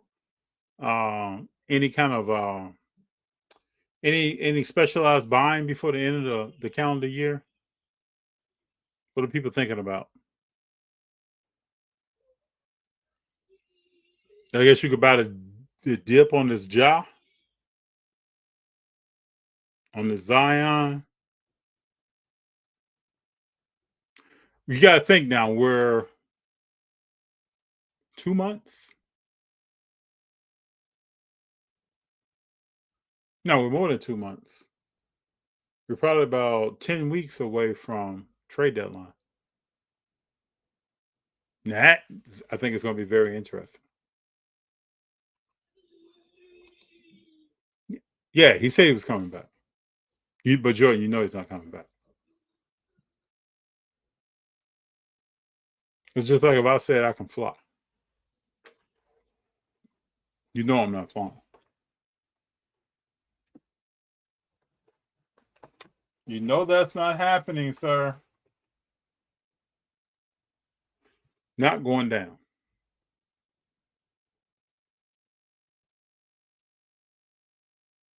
Basketball is getting interesting. We're getting to the halfway, almost, what, 30, almost 30% of the season?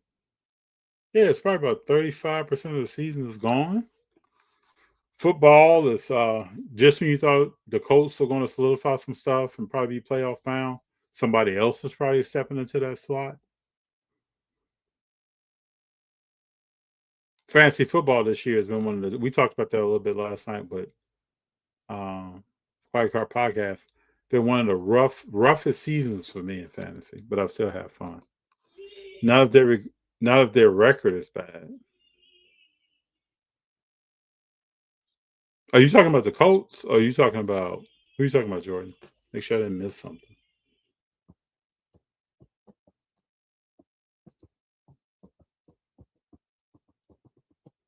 It is kind of fun, though, to be right now and not know who's going to win the NFL, win the Super Bowl in the NFL. To me, it's kind of fun. It's also fun to see the end of something like the Kansas City Chiefs. It's going to be interesting to see if Mahomes retires with 3 championships.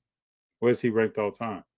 Suddenly, I've heard that the GOAT talk with Brady has stopped. Nobody's talking about that. That's over with. Nobody's talking about that. Desmond Bain tonight, 37 points.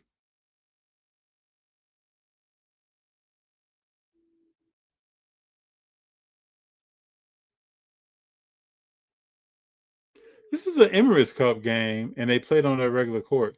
Maybe more teams are saying that like Luka, that the Emirates Cup court is not safe.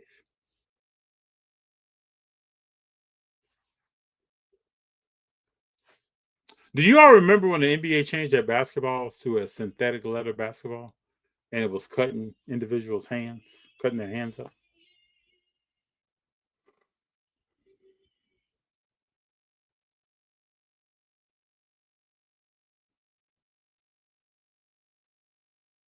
Desmond Bain, happy to be away from Ja.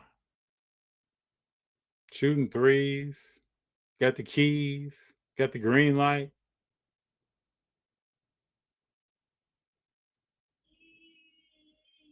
Mighty muscle man handling business. That's good to see. Any other topics anyone wants to talk about tonight? I think we went through our list of goodies.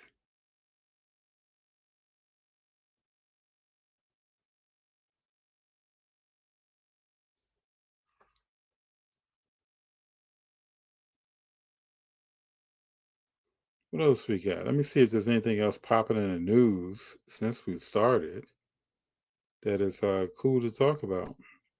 The White Sox got the number 1 pick in the draft. That should be interesting. We know that let's not get out of here without talking about the Dodgers picking up some talent. Edwin Diaz, relief pitcher. Huge signing. 3 years, $69 million.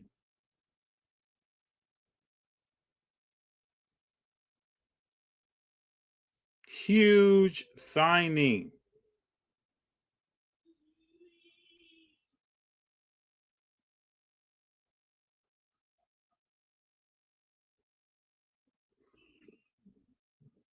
Klay Thompson announced he wants to go to a contending team. He wants out of Dallas. He'll probably be out of Dallas soon. They supposedly put AD on a so many game test period. We're going to see how he plays, if he's playing. Is he hurt? But they get him up out of there.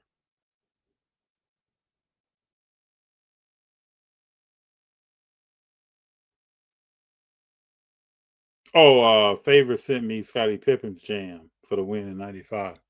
I think that's 3 or 4 that we've named. Extremely low percentages, people.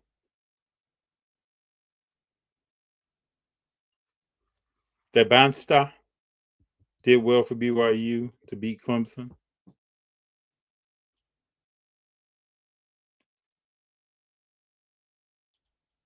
Chris Paul said he's at peace with everything after leaving the Clippers. I think you kind of have to be. Schwarber went back to the Phillies on a $150 million deal. 5 years. I didn't really think he was going anyway. Anyway. Did I hit you with an anyway? I didn't think so. Big Jon. Big Jon, it's almost wrap-up time. We went through all of our subjects. Yeah, I apologize for tonight. Big Jon, don't worry about it, brother. Bro, don't worry about it.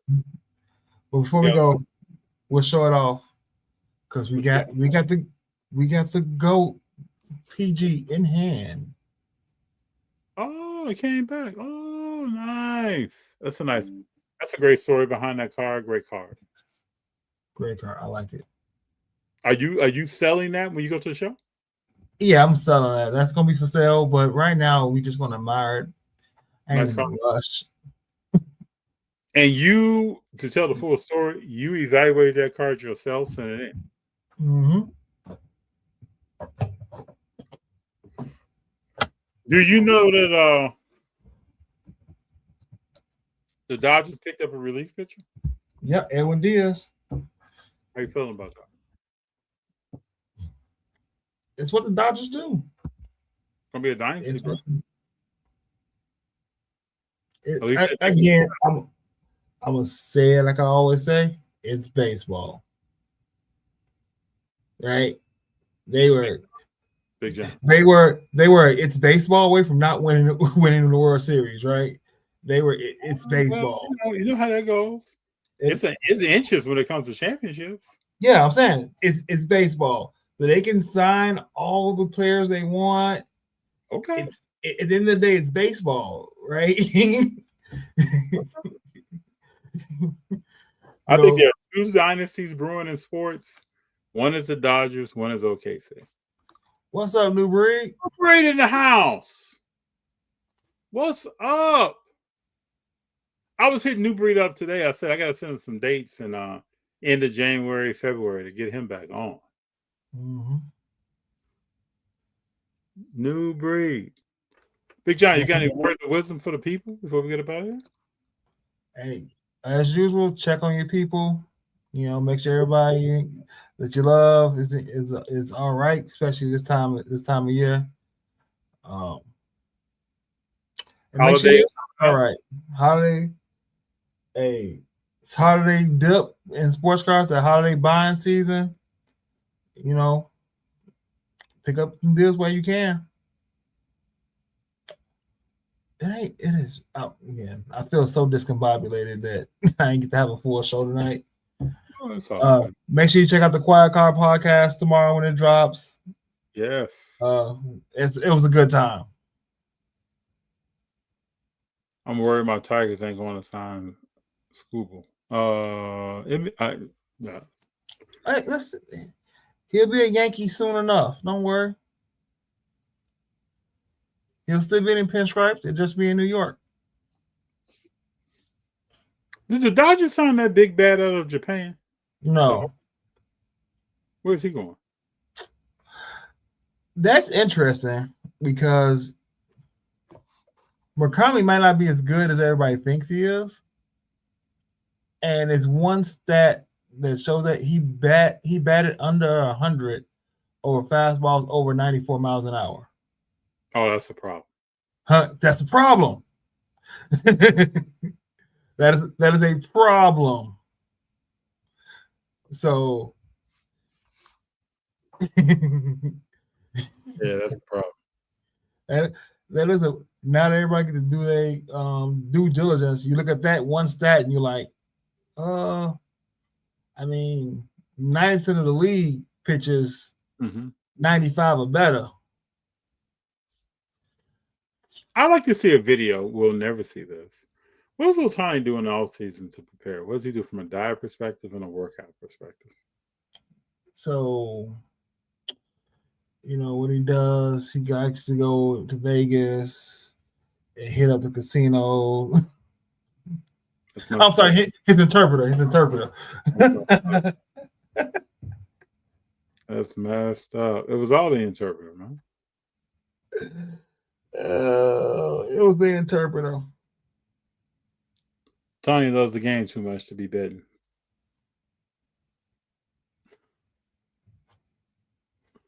I'm a big Jose Ramirez. He's a great player. Mhm. He's a future Hall of Famer. He's a great player.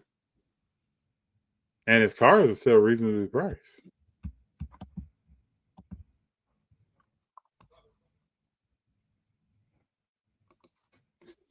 Him and Lindor, underappreciated. Yep, will continue to be. But they're probably both future Hall of Famers. What's up with Jeff King going in? He shouldn't be in. He should be. I don't disagree. Why is Don Manley not a Hall of Famer? I mean, again, I don't think he should be. I don't think he should be one either. Why? I just,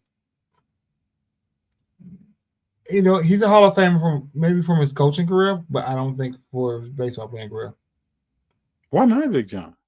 I just don't think he was that good. I don't think his numbers supported either.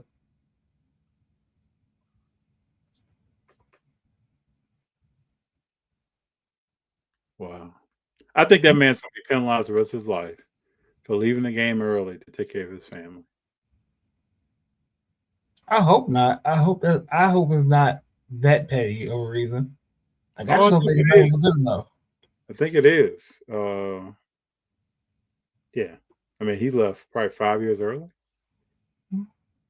for personal reasons. Right. Rather have the love of the family than the love of the game. I think Don Manley should be a Hall of Famer, man. 2,117 hits, something like that. Yeah. Especially in the I think Barry Bonds should be a Hall of Famer, but So do I. So do I. The powers that be don't. If only they played another sport, they'd be in. I'm still trying to figure out how does Big Papi get in? And he said I took steroids. Hey, because Papi's lovable. I don't understand that one. Everybody else dirty though.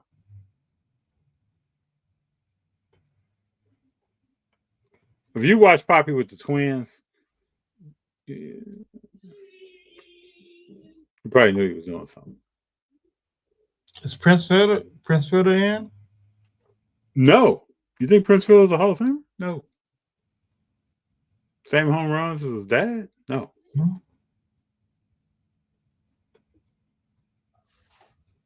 No, I don't see that. I would be shocked. I think right now, if you look at the MLB, we are currently probably maybe 20 surefire Hall of Famers still playing. Maybe less, because Kershaw retired, so he's a surefire. Tony's surefire. Trout is surefire. Betts is surefire. Harper surefire. Ooh, yeah, Ramirez surefire. Freddie Freeman. Freeman surefire. Max Scherzer surefire. What else we have? So it's like 8 right there. Is Verlander still playing? Verlander surefire. Yeah. So 10? So maybe not even 20. Jose Ramirez. I think Jose Ramirez will be Hall of Fame. Yeah, I said he's surefire. I don't think Scott Rowland. To me, Scott Rowland went in. I don't disagree with you, sir. No. I was living in St. Louis when he played. I think Scott Rowland went in because the steroid era. That's what I chalked it up to. I mean, no Cardinal should be in the Hall of Fame besides our Pujols, but that's my Cubs bias right there. When is Pujols eligible? I can't wait to hit that Hall of Fame. That Hall of Fame speech is going to be rough. Mm-hmm. That dude he shows no personality, man. Yeah, people talk about maybe it does show up in his card values. That dude doesn't show any personality. Now I loved Ichiro. I thought he would come with something, but when you look at in basketball and football, Hall of Famers that are still playing, Aaron Rodgers for sure, Patrick Mahomes for sure. I think Derrick Henry would be there. Derrick Henry for sure. Is Amara Hall of Fame? No. I think his number Not of yet. MVP, his number of MVP say he will be unless he goes a chronic injury. What's the left tackle for San Francisco?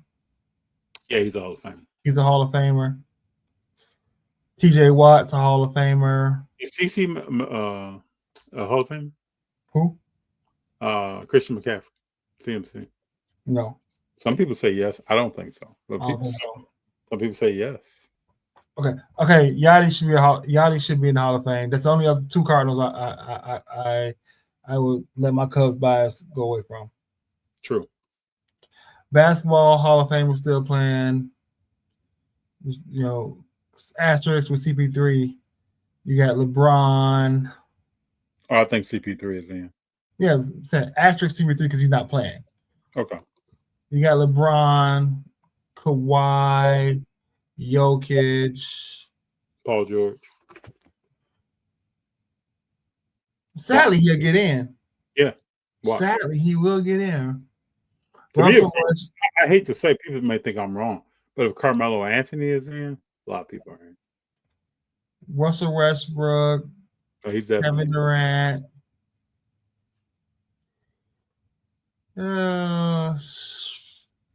Steph Curry, Klay Thompson. I was bonafide. Green, yeah, bonafide. Durant. I said Durant. Miami, no. Yeah, Pascal Siakam. Siakam? Mm-hmm. He'll be a Hall of Fame. I think basketball probably the easiest Hall of Fame to get in. It is, especially if you're an international player. Mm-hmm. Luka's Hall of Fame. Giannis. Mm-hmm. You gotta get Giannis more rings, though. I mean, if Luka's a Hall of Famer, that means Damian Lillard's a Hall of Famer. Yeah, Damian Lillard's Hall of Fame. Yeah, top 75. Yeah. New Breed, go back two episodes of that. We went that topic heavy. Two sides. At the end of the day, it's two sides of the same coin. Oh, we talked about this 1 or 2 episodes ago extensively. 2 episodes ago. Two sides of the same coin. One's the offensive side, one's the defensive side. But I would sum it up like this, New Breed. Who exceeded their expectations for when they were drafted? Was it Kenyon Martin, the number 1 pick? Or was it Draymond Green, the number 35th pick? Who exceeded their career expectations? Kenyon Martin knows the real answer to this. Just saying. If you would blindly put Draymond's accolades up and then blindly put Kenyon Martin's accolades up and ask which one was the number 1 pick, you would say Draymond Green. And that's without talking about championships. You can leave the championships out and just say, hey, he probably was the number 1 pick. 2 defensive player of the years, 4 or 5 All-Stars.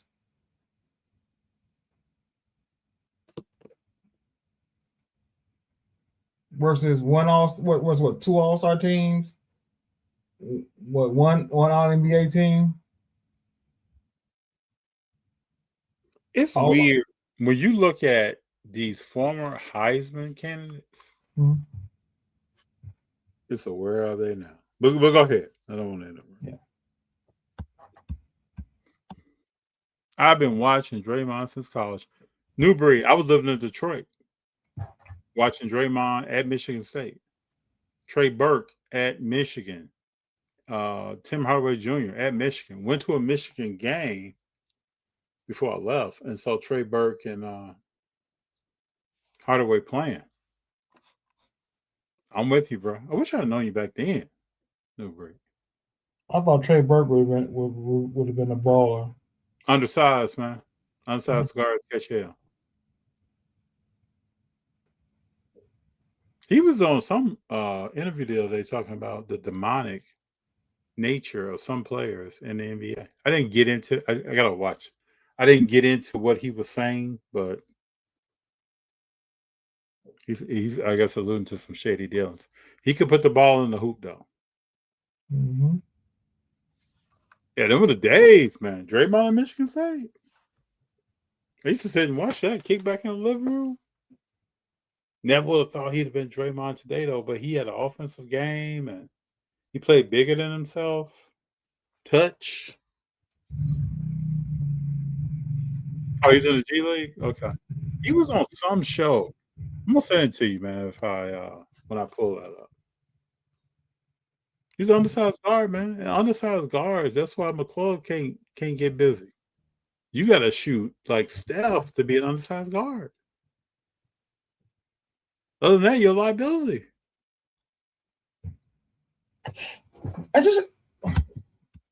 Why is Marlon Wayans defending? Yeah, I don't think he's defending. And why is he coming out the 50 Cent? I don't think he's defending. Okay, I won't say defend. That may be too strong. But why is he inserting himself in this? Because he knows all these people. Right? He was there. He knows all these people. Yeah. He's hung out with Big. He's hung out with Pac. He's hung out with Puff. He was there the night that Big got shot and killed. But I'm trying to understand what record needs to be set straight. I think what narrative? He wants people to know that 50 is not separate from Puff. They used to be freaking frack. Yeah. So why now do you have a problem with this man to make a documentary about him when he was with your ex? Why? I think that's what he's saying. Why now? And you're putting this out there. What's coming back to you? I think that's what he's saying. I mean, 50's history ain't clean at all. I think that's what Marlon's saying.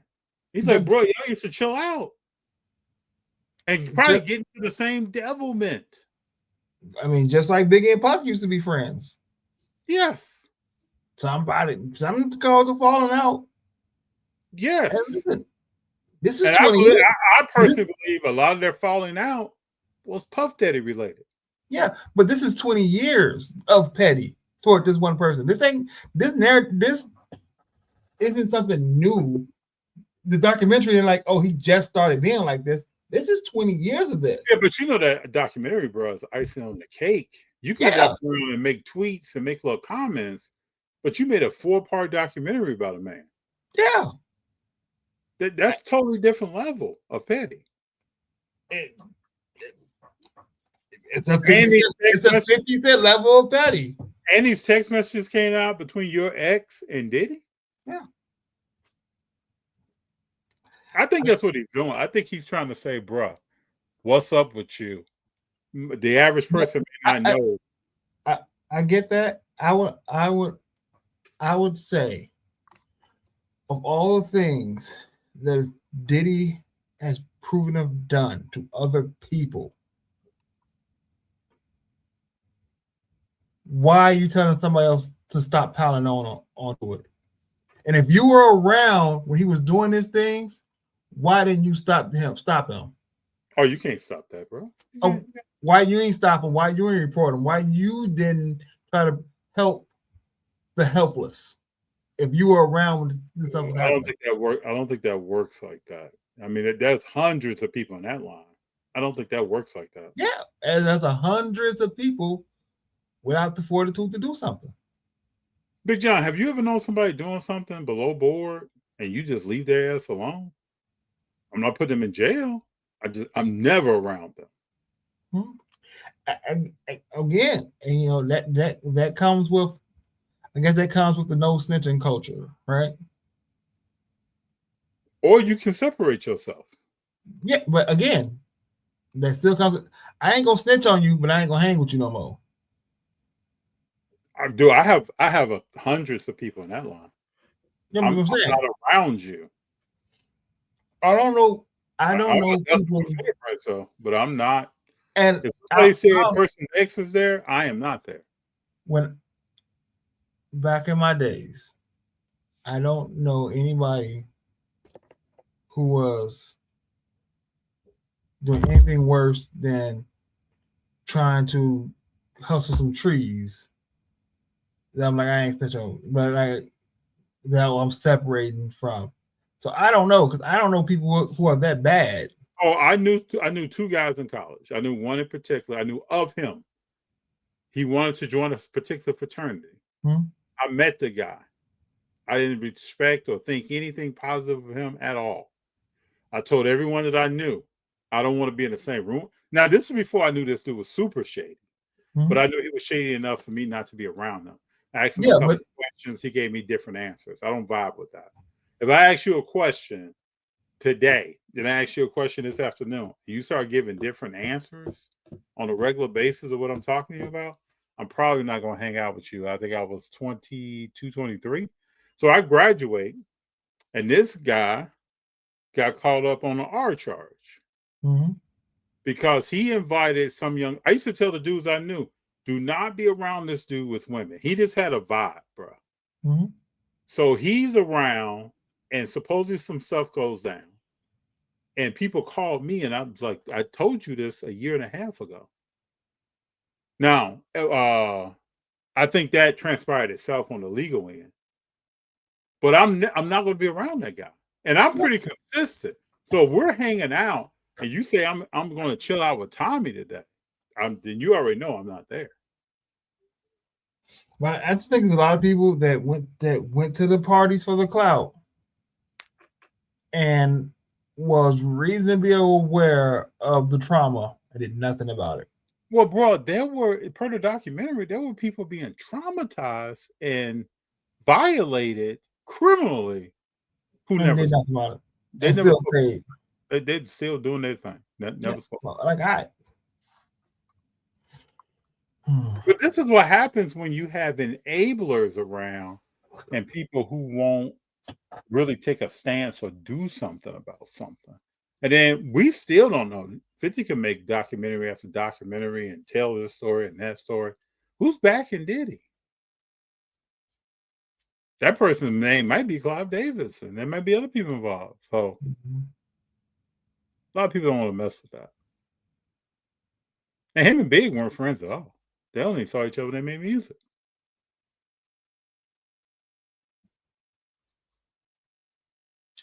And then think about Big's family. Big's family came out and said, did he pay for the funeral? Everybody else is saying he took it out of record sales money. So you paid for it. Yeah, you don't know how he paid for it. Well, when you talk to the guy who ran the numbers and controlled the books at Bad Boy, he's saying something different. So this is how it goes down, man.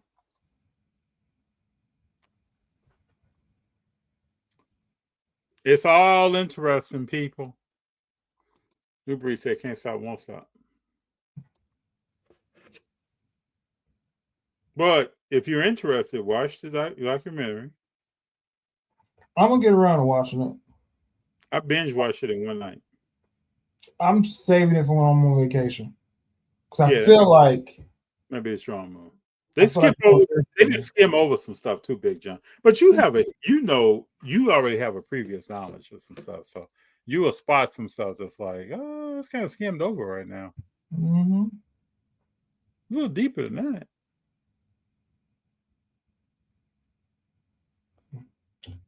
End of the year, from Christmas to January 5th.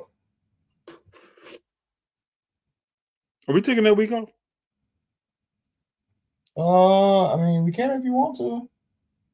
We don't have to. There might be something that pops off. Maybe we do an abbreviated show. Can we do an abbreviated show? Do we have that ability? Man, this thing get good, man. We get to talking about Wemby and the GOAT. Thing get good. Jordan. Oasis of the Seas is booked for next year. Oh. Going out in May. Oh, okay. Even Jordan, can we be abbreviated? Hey, just so y'all know, I send Big Jon every cruise horror story I ever hear. I send it to him. And I look at him like, huh? Okay. You heard about this guy who took 33 drinks, right?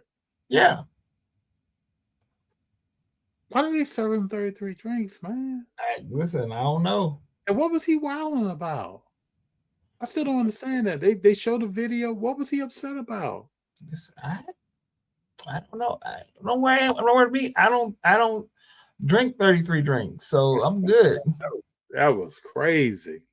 Dude, this is a 6'4", 6'5", sizable man. You notice no one was approaching him. Yeah. Listen, I told you I was on a cruise, and it was almost an altercation. And I don't think the person who escalated the altercation was in the wrong.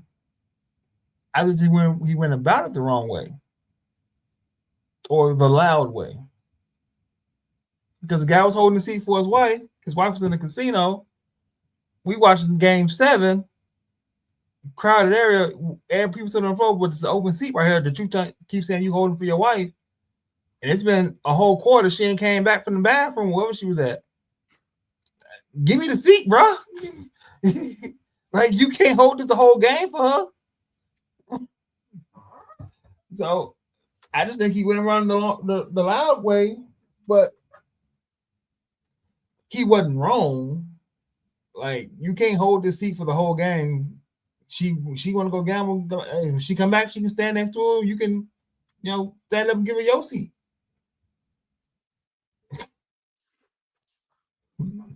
He's from New York, so you know how that. Give me this. Yeah. Like I said, he wasn't wrong. We just kind of went around, in the wrong way. Jordan says cruises are the deal. They are, man. I'm telling you. You just need to start off with.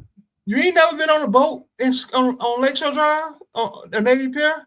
You ain't never been on one of the boats? Twice. I've been on once for high school, and I was on for a job. You just go out.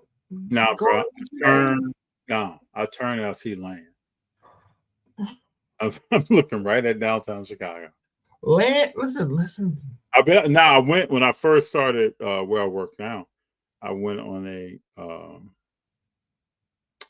ocean fishing experience that was 2 hours off the shore of California, and that was an experience that it'd be a long time before I do it again.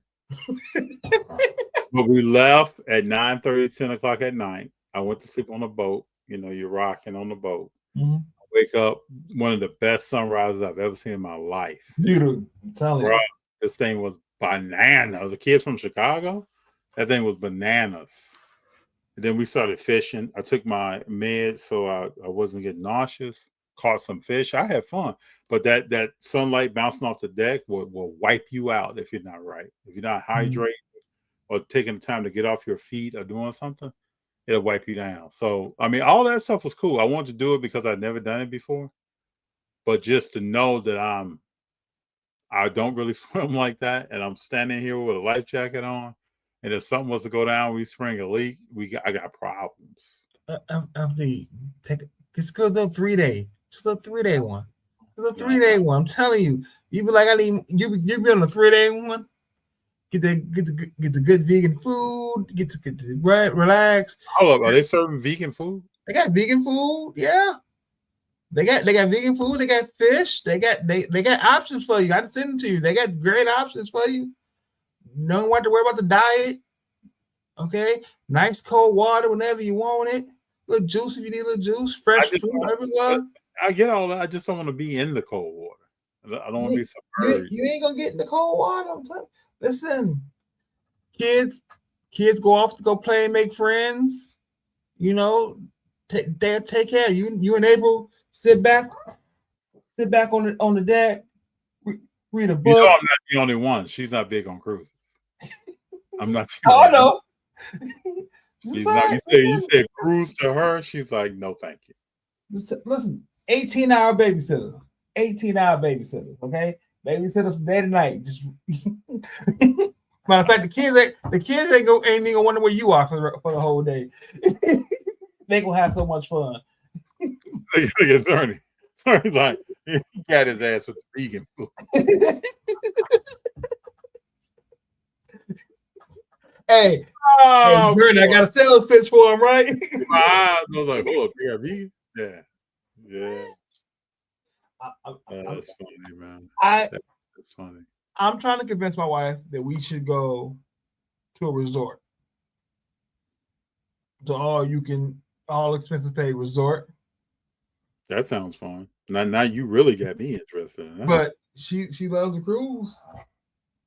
Ain't got to worry about cleaning up. And listen, I'm cool. I just paid for it. Well, actually, she just paid for this one.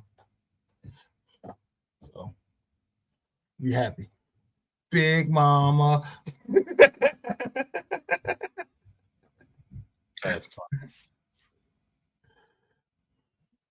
That's funny stuff, man. Hey, this so Klay Thompson still dating Megan Thee Stallion. I'm shocked. I gave that 60 days, man. I'm shocked. Listen, Klay living his best life down in Texas, okay? I ain't mad at him, man. Enjoy yourself. Nope. I'm like, I guess I said that, but I'm like, Steph, I ain't got too much more to say about that. Mm-hmm. It's interesting. You know what to say? Not my monkey, not my show. What's the age gap? We talk about age gaps. Megan Thee Stallion, 30 years old, just turned 30 in February. Klay Thompson, 3D guy.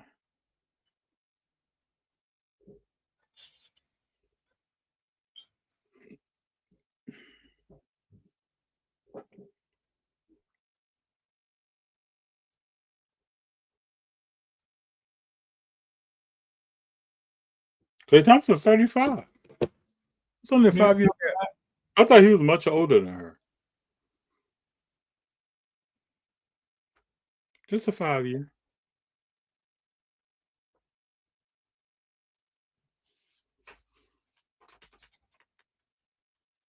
Good to see young folk coupled up. The couple ship. What if Otani comes back and wins the MVP next year? What outside of injuries is stopping him from winning this? That's the narrative already. Well, when he's playing designated hitter, cuts down a lot of probability of injury. Yeah, but there's nothing anybody else can do to win an MVP over Otani and Judge, unless they hit 62. There's nothing. Or let's say have an off year, like some they're not hurt, but even in an off year, I don't think from the media standpoint. You think of Kyle Raleigh hit almost 60 home runs in a season and playing catcher, and they still give it to the Judge because he had nobody cares about batting average in the MLB until but that's a deciding factor. We're gonna vote for Judge. His batting average is better, not the fact that the man commanded that pitching staff, had the lowest stolen bases on percentage. All right, we're gonna throw all that out the way for batting average. What can I do? Y'all said at the beginning of the season Judge is gonna win. Hey Vegas, Judge is winning. True. Even when PCA was having good the first half of the season, everybody was saying there's no way you can win it over Otani. Mm-hmm.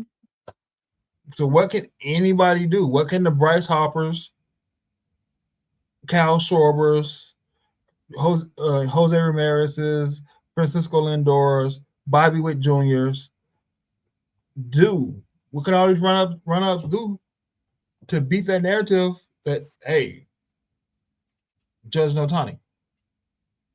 What can you do?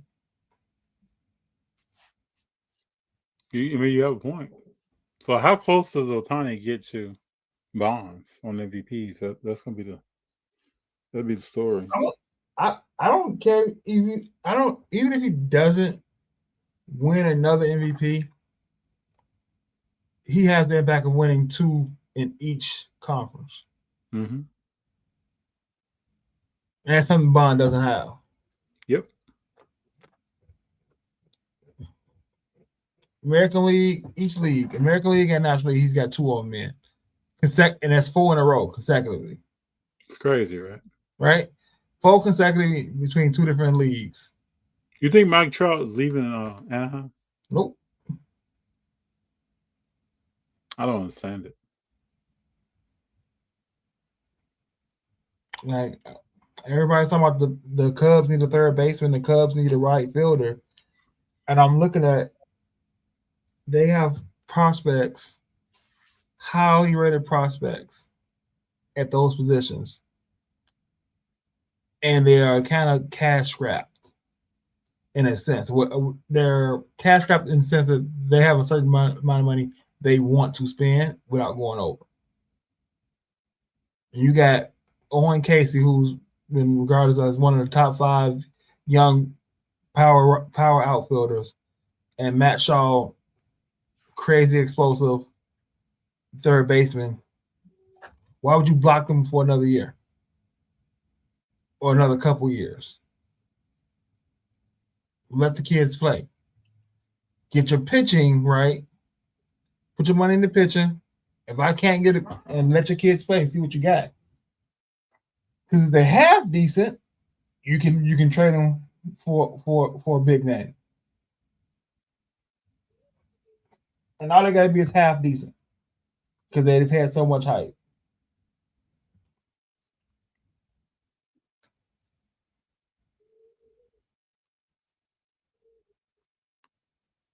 When you look at what Boston is doing with all their young outfielders and players actually getting to play, and how they traded Devers, and immediately them young players started playing better and turning that season around.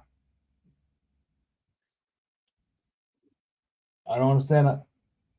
I think a lot of teams in the MLB have a farm system and would rather have a top-rated farm system than actually bring those players up. And I think the NBA, instead of using the talent that they have, they try to put people in the G League and use the G League like a farm system because they really don't want the players.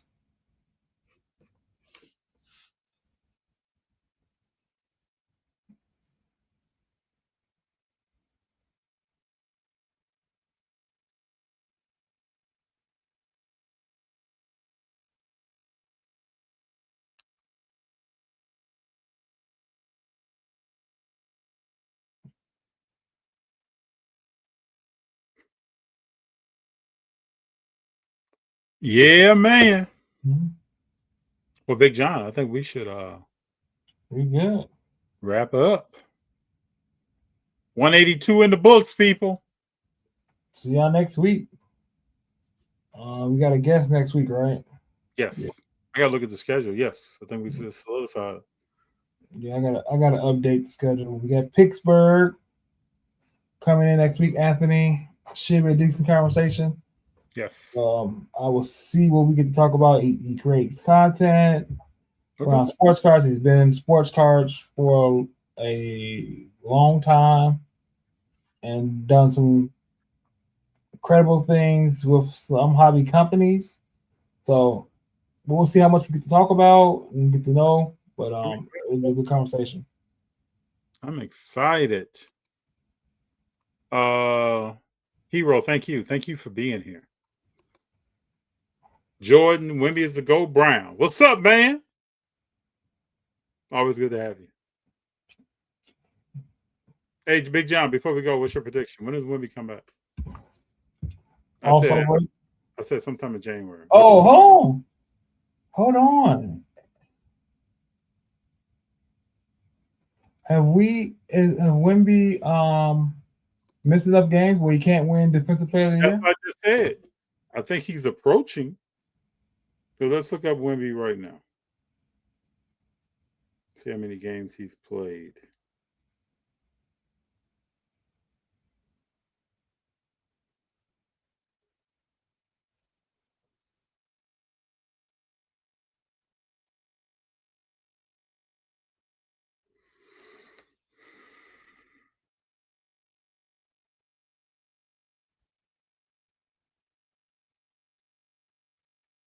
Wemby has played in 12 games.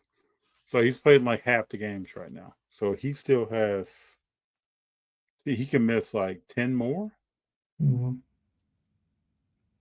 No, he can miss more than that. Maybe like 17 more or so.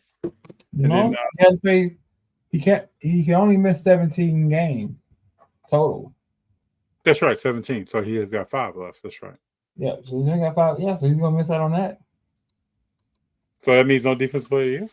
Yeah, he's got 2 years till that matters, though. He got what?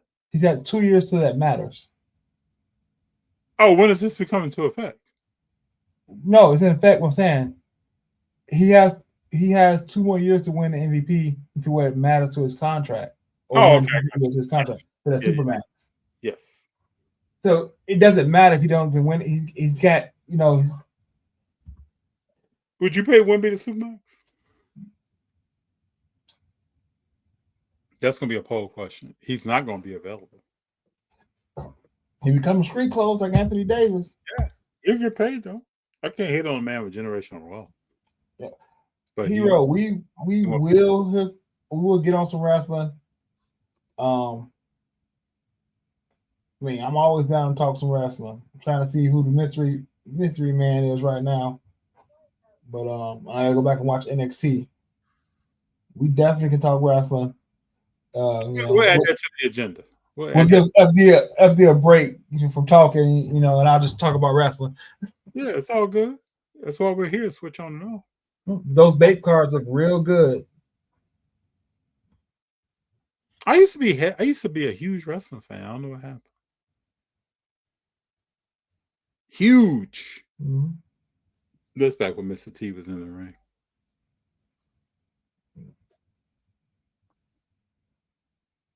All right.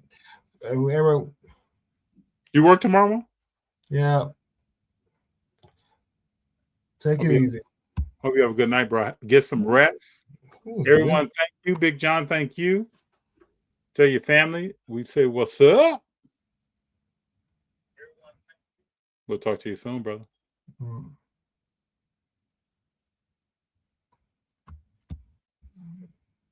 You can cut it. Peace.